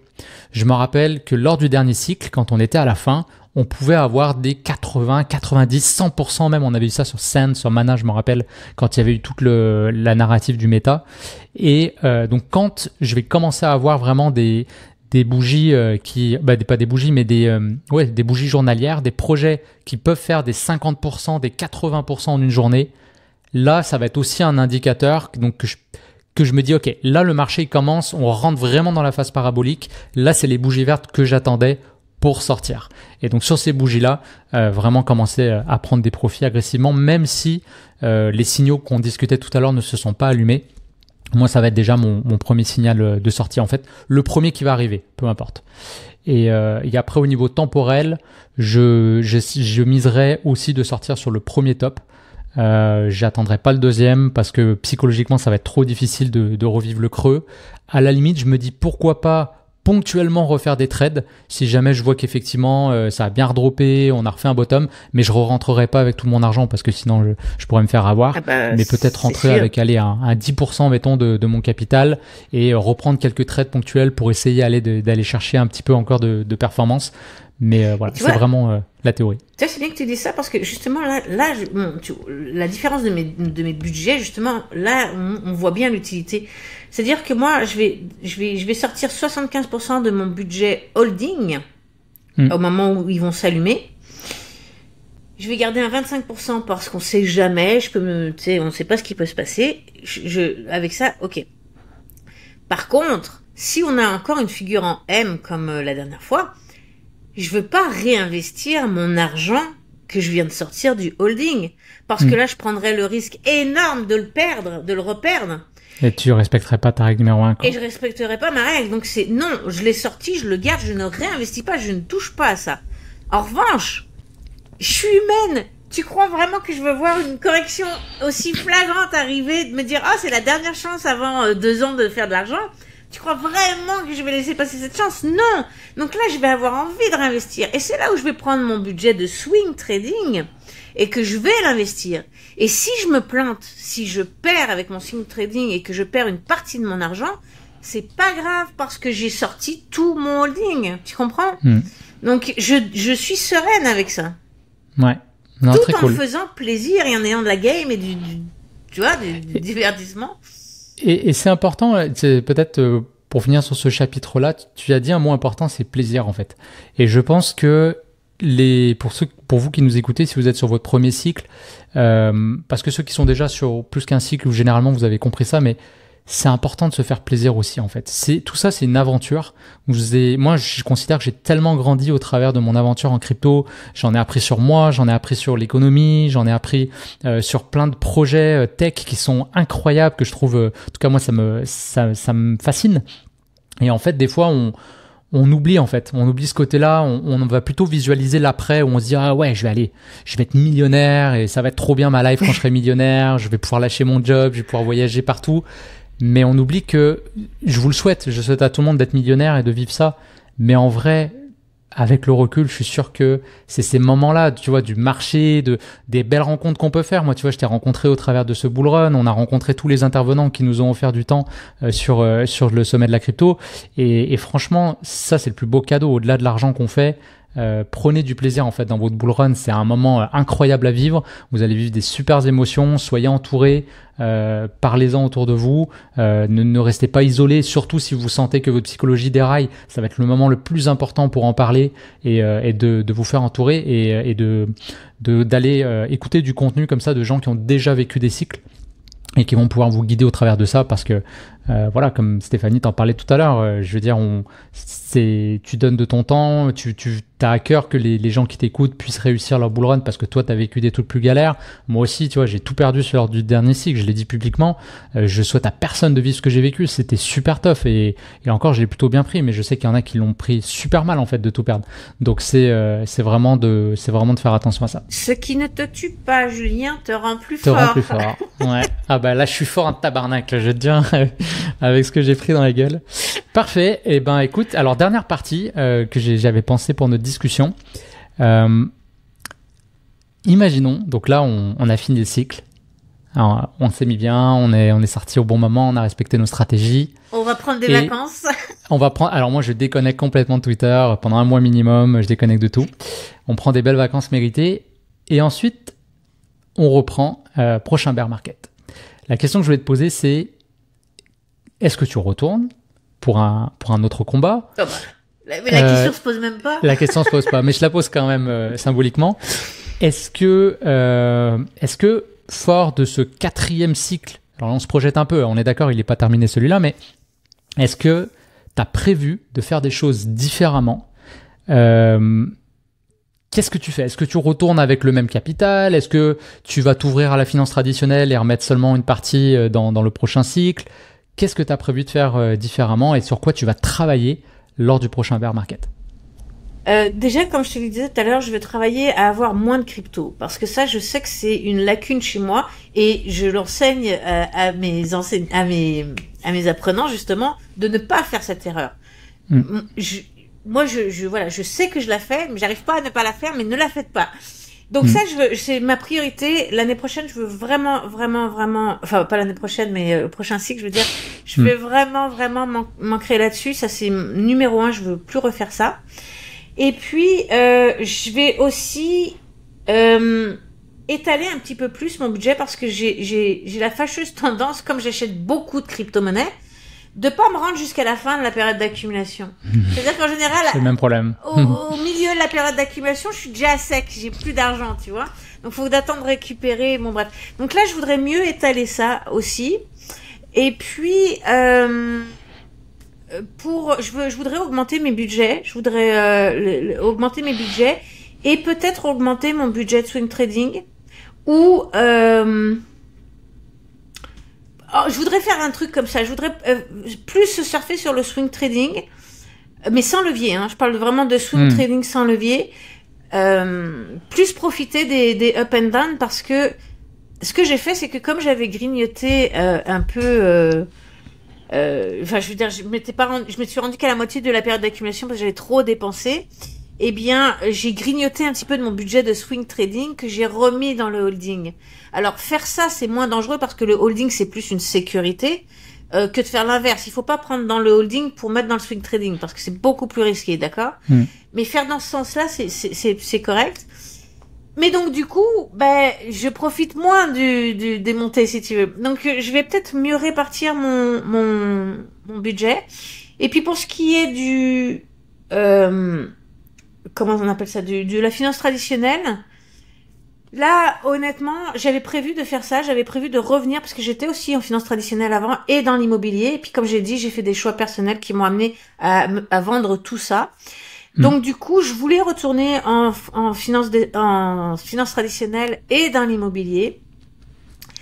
Mais Je le sens pas. Là, on parlait d'instinct tout à l'heure et je le sens pas. 2026, 2027, 2028, je sais pas. Je peux pas vous l'expliquer. C'est basé sur rien, sur de l'instinct. That's it. Peut-être que ça sera encore décalé à 2030, j'en sais rien, mais je le sens pas trop. Donc, je verrai à ce moment-là si je repars dans la finance traditionnelle à ce moment-là.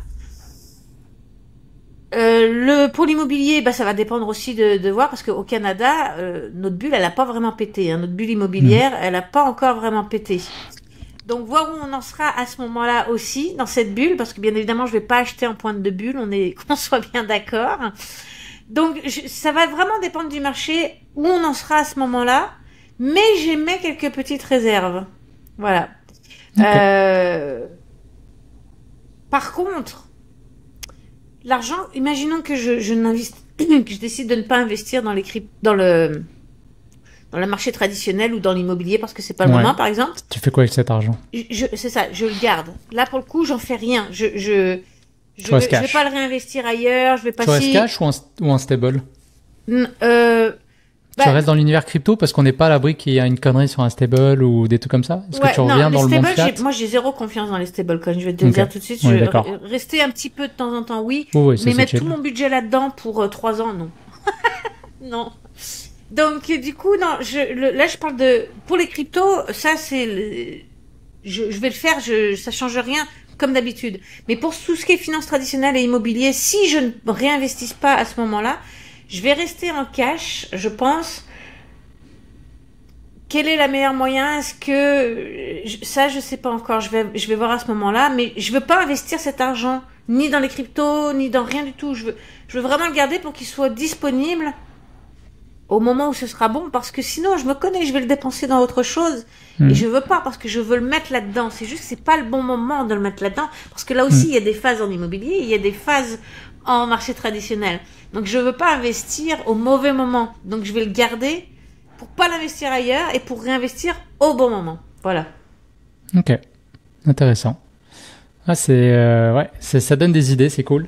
Moi, je suis un peu mitigé aussi. Je te coupe juste 2 secondes. Un truc dont j'ai pas parlé.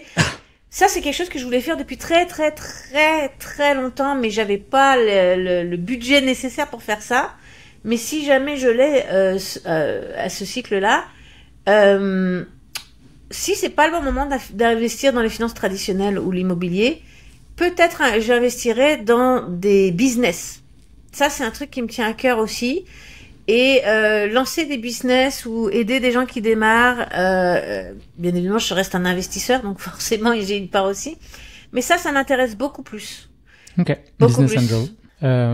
Moi, de mon côté, c'est sûr que je sais pas quel pourcentage exactement, mais si tout se passe bien, si j'arrive à sortir mes profits, je vais vouloir marquer ça. Parce qu'en fait, je suis quelqu'un qui est très rigoureux dans ses investissements. Pour vous dire, depuis que j'ai investi, c'est-à-dire 2018 où je me suis ouvert à ça, j'ai pas sorti un seul $, en kiff. Pas un seul. La pire des choses. La pire des choses. Hein. Non, mais bien sûr. Tous, hein. Pas tous, parce qu'il y en a qui sont capables de le faire et moi je respecte énormément. Mais j'ai réalisé que j'aime mieux gagner de l'argent qu'en dépenser. Ça paraît fou, mais il y en a qui peuvent préférer dépenser que gagner. Moi, ça me paraît fou. Il y en a plein d'autres qui doivent m'écouter et dire, non, c'est tellement plus fun de dépenser. Mais je veux me forcer à dépenser une certaine partie sur du plaisir. Ça va être un voyage avec ma famille, une belle montre, je sais pas. Est-ce que tu as fait parce que ça, c'est pour le mental, c'est vraiment extrêmement puissant. Surtout pour les périodes de comme on se vient de se taper là, de correction. Est-ce que tu as fait, moi j'ai un fichier avec les montants exacts. Paul aussi fait ça, il me semble. Moi, j'ai un fichier avec les montants exacts de ce que je veux faire avec mon argent. Donc déjà, mon argent, il est déjà réparti avant même que je l'ai. Et puis, ça me motive parce que je sais que là, tu vois, je veux faire des travaux. Je sais que j'en ai pour tant de travaux.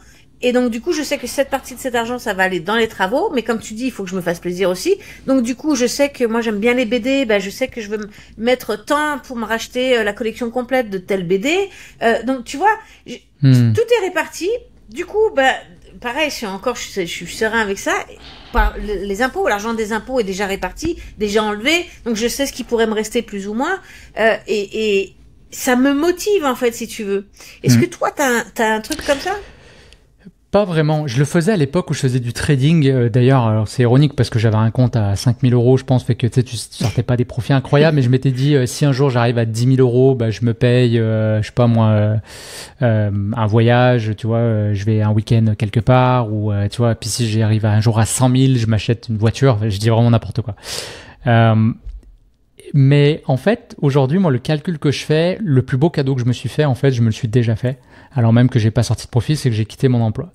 Pourquoi je dis que c'est un beau cadeau? C'est pas parce que j'aimais pas mon emploi, j'étais très heureux et voilà, j'ai des collègues très précieux que je continue de voir.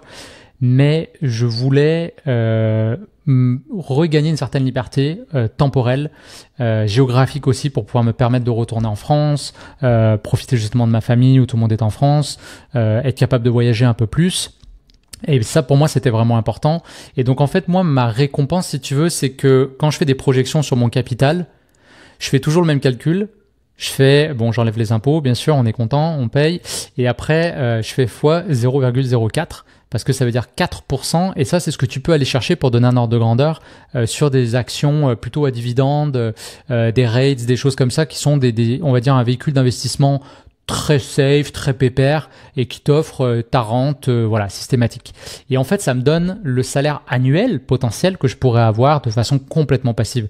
Et c'est ça mon plus gros kiff en fait. Au-delà de me dire je vais m'acheter une montre, une voiture ou des conneries comme ça, et ben en fait, c'est ça qui me motive le plus parce que je peux me dire jusqu'à la fin de ma life, puis j'ai 36 ans, jusqu'à la fin de ma life, je vais pouvoir avoir ce salaire annuel qui va tomber.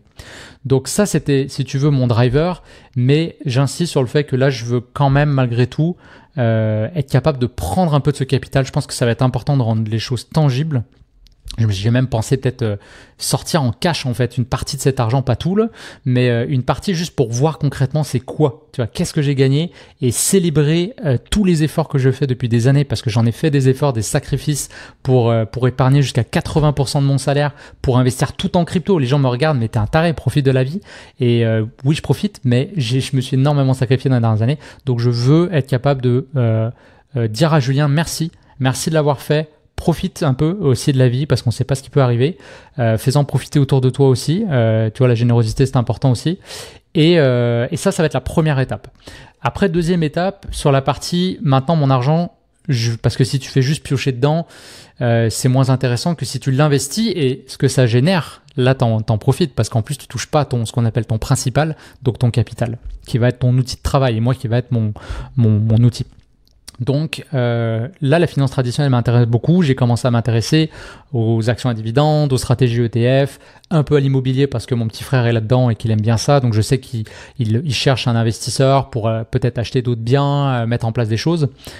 Mais un peu comme toi, je sens quand même qu'on est assis sur une grosse bombe à retardement, que l'économie, en tout cas occidentale, j'insiste là-dessus parce que je pense qu'il y a des marchés porteurs sur les pays émergents ou émergés où il y a des choses intéressantes. On pense à la Chine, on pense peut-être à l'Inde, on pense, tu vois, il y a des pays à mon avis où il va y avoir des choses à faire. La croissance, c'est impossible qu'elle soit, tu vois, qu'on soit en décroissance partout dans le monde au même moment, c'est pas possible. Par contre, je pense que l'Occident, il y a des choses qui sont un peu compliquées. On voit que les gens ont de moins en moins confiance dans les gouvernements, dans les États. Donc, il y a même certaines approches traditionnelles, comme par exemple, je sais pas, des gens qui disaient, 25% de mon capital, je le mettais en bonds. Aujourd'hui, moi, c'est pas quelque chose qui m'excite acheter des bonds de gouvernement parce que j'y crois pas en fait. Et si j'investis en Bitcoin à la base, c'est parce que je crois pas au gouvernement.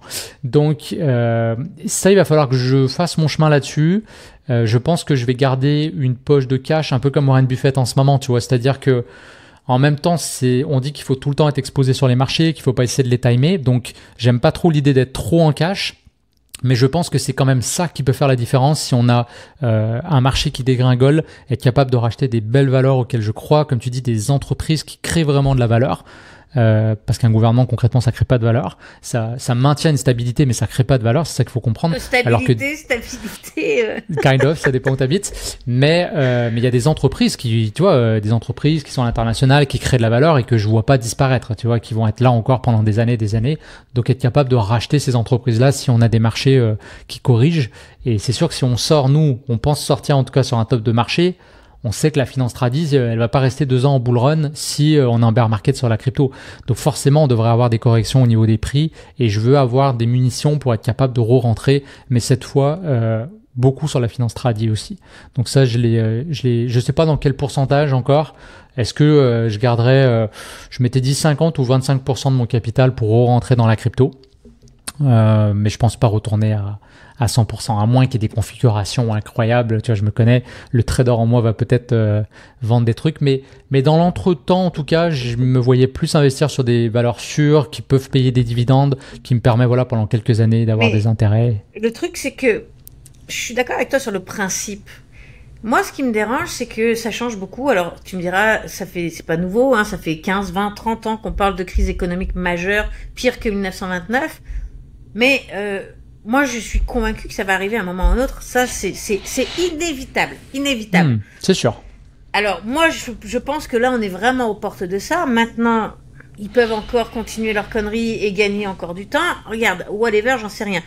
Mais avec disons que par rapport aux autres cycles, je trouve que ça bouge plus. Tu vois, les BRICS, la dédollarisation, les conflits, tout ça, ça bouge plus que les autres crises économiques. Donc c'est pour ça que j'ai moins confiance. Mais peu importe. Ce que je veux dire par là, c'est que du coup, je suis arrivée à un point où j'ai jamais eu confiance ni dans les finances ni dans les gouvernements. Mais là, je suis rendue à un point où je sais qu'on n'a jamais été aussi proche du moment X. Ce qui est normal, ça va arriver à un moment ou à un autre. Dans 10 ans ou dans 2 ans, j'en ai aucune idée. Mais on est toujours de plus en plus proche. Et donc, du coup, toujours dans cette optique, comme tu dis, d'investir et de se protéger, parce que c'est ça le but de l'investissement, c'est d'avoir, comme tu parlais d'avoir des rentes tous les mois. Mais ou tous les trimestres. Ou tous les trimestres, enfin bon, peu importe, mais d'avoir des rentes. Je te rejoins sur l'idée, c'est très bien. Sauf que comme je n'ai plus confiance en rien, et sûrement pas dans notre système économique, mais alors vraiment pas, je peux pas consciemment aller investir là-dedans, parce que du coup, je n'ai pas confiance. Par contre, ton idée d'avoir des rentes régulièrement, ça, je le veux parce que je suis un investisseur. C'est comme ça que je vois la vie, c'est pas autrement. Donc, qu'est-ce que je peux faire à mon niveau si je peux pas investir là-dedans? Eh ben, l'idée, c'est de diminuer tes frais. Et de diminuer tes frais, bah ça, t'es capable. Donc, qu'est-ce que je fais? C'est pour ça que j'ai tout vendu pour changer de vie.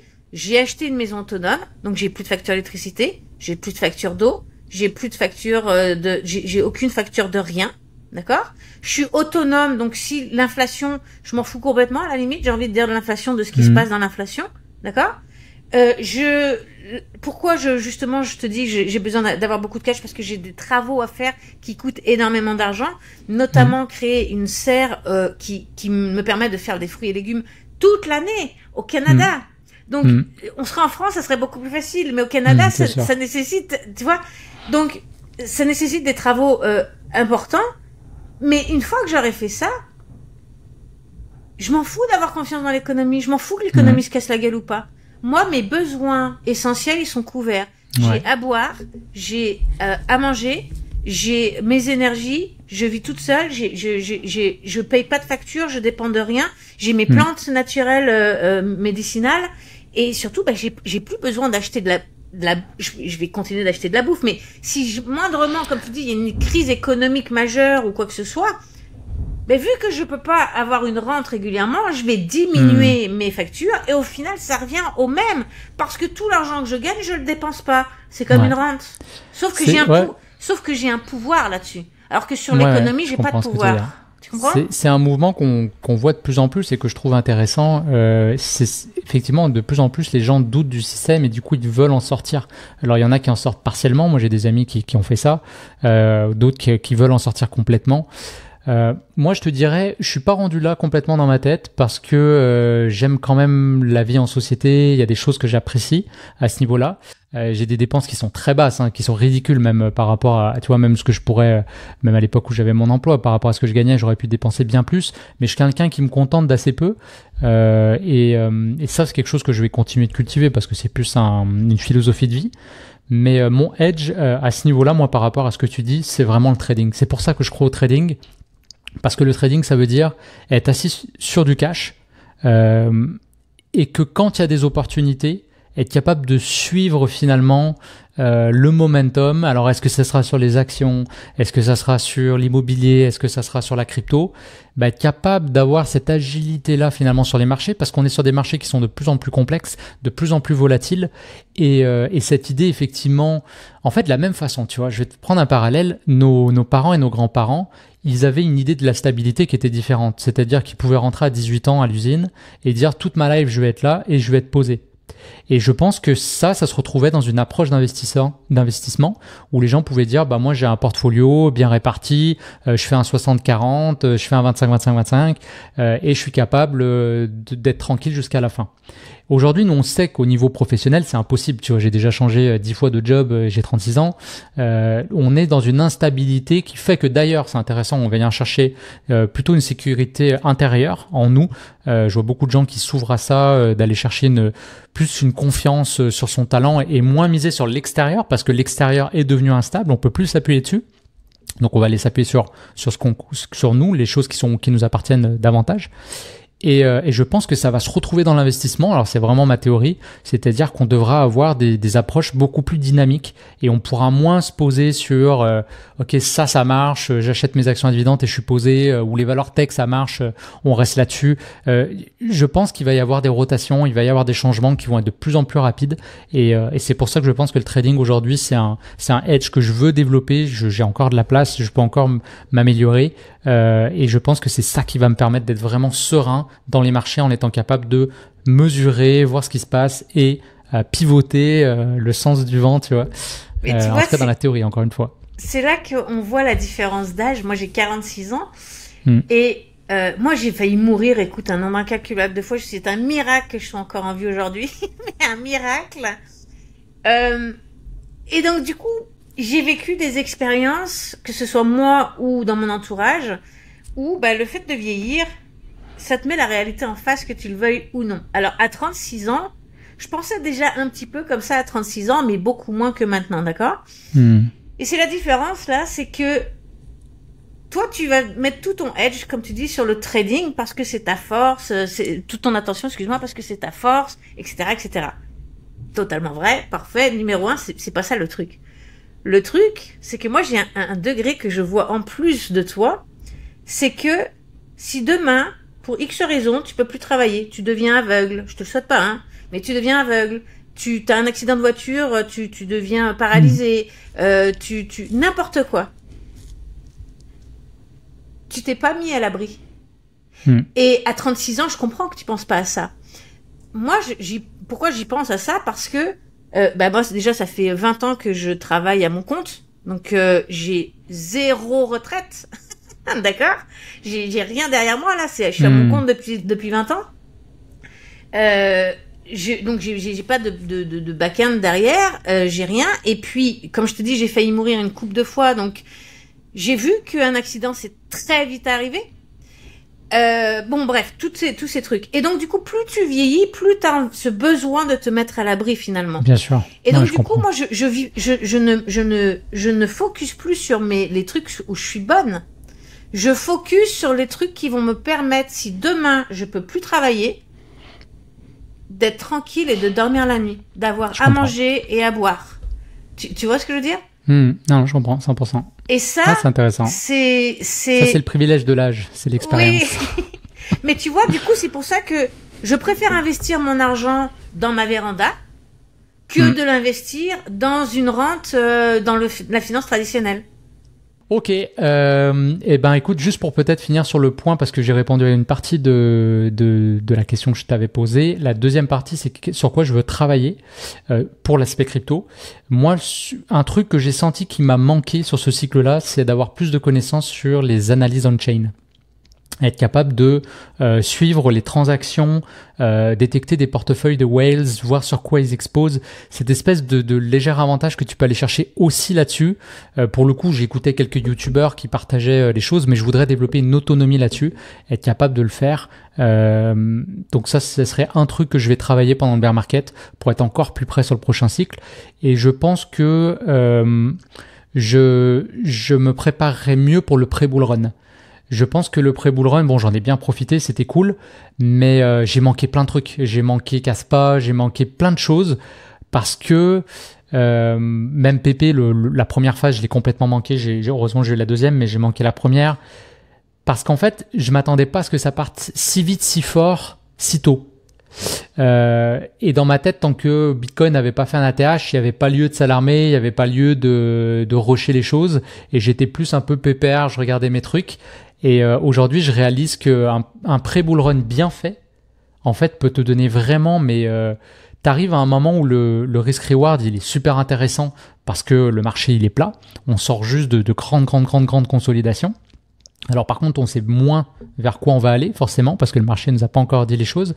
Mais je pense que si tu traques ça de près, et si justement j'amène cette casquette un peu d'analyse on-chain, j'espère être en mesure de détecter ces mouvements-là très tôt, et être capable de déjà aller chercher pas mal de profits sur cette phase-là, pour que la dernière phase, je sois vraiment posé, j'ai déjà remboursé mon bull run, et tu vois, et peut-être, parce que tu analyses aussi que quand tu as une phase de bull run sur la crypto, on l'a aussi sur les marchés tradis, ou c'est l'inverse, je sais pas, mais les deux arrivent en même temps. Et tu vois, je me suis senti un peu frustré de pas investir sur Nvidia, de pas investir sur d'autres trucs, parce que tout mon focus était sur la crypto. Et je pense que c'était bien que je fasse ça, que je reste concentré sur mon truc, mais j'aimerais, sur le prochain cycle, être en mesure aussi d'être exposé sur le marché tradi, qui fait des belles choses avec des niveaux de risque beaucoup plus bas. Donc ça peut être intéressant aussi. Donc ça, c'est ce que je vais travailler lors du prochain bear market. Eh ben c'est bien, toutes ces bonnes résolutions, voilà. C'est très bien. Plein de bonnes résolutions. Et vous, dites-nous dans les commentaires, qu'est-ce que vous allez travailler au prochain cycle? Exactement, je veux savoir. Je pense que là, on peut clôturer l'épisode et du coup, le sommet. Avec un peu d'émotion quand même, la 3e édition du sommet de la crypto. Donc déjà, Stéphanie, je veux te remercier parce que c'est ton initiative. Je te remercie de m'avoir convié à animer ces épisodes. Tu m'as permis de rencontrer des personnes extraordinaires que je remercie aussi. Merci pour votre temps, merci pour vos connaissances que vous avez partagées si généreusement avec nous et avec les gens qui nous ont écoutés. Donc voilà, un grand merci à toi, aux intervenants et puis à vous qui nous avez écoutés. Et un grand merci à toi aussi, Julien, d'avoir joué le jeu, de t'être pris à ça, d'avoir été disponible parce que je t'ai un peu prévenu dernière minute aussi. Et puis, c'est ça. Moi, j'adore je te le dis tout le temps, mais je trouve que tu es né pour faire les interviews. C'est fluide, ça rentre bien chez toi. Tu rebondis, t'attrapes la balle au vol.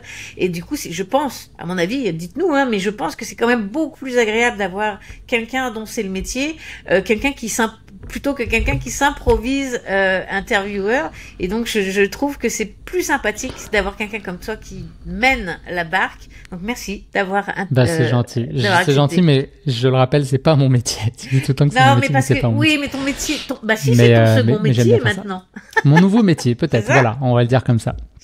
Les liens seront en description pour ta chaîne, pour tes livres qu'on vous recommande donc d'aller lire, qui vont être vraiment précieux et qui vont vous donner des clés à mon avis importantes pour être capable de capitaliser sur ce cycle-là.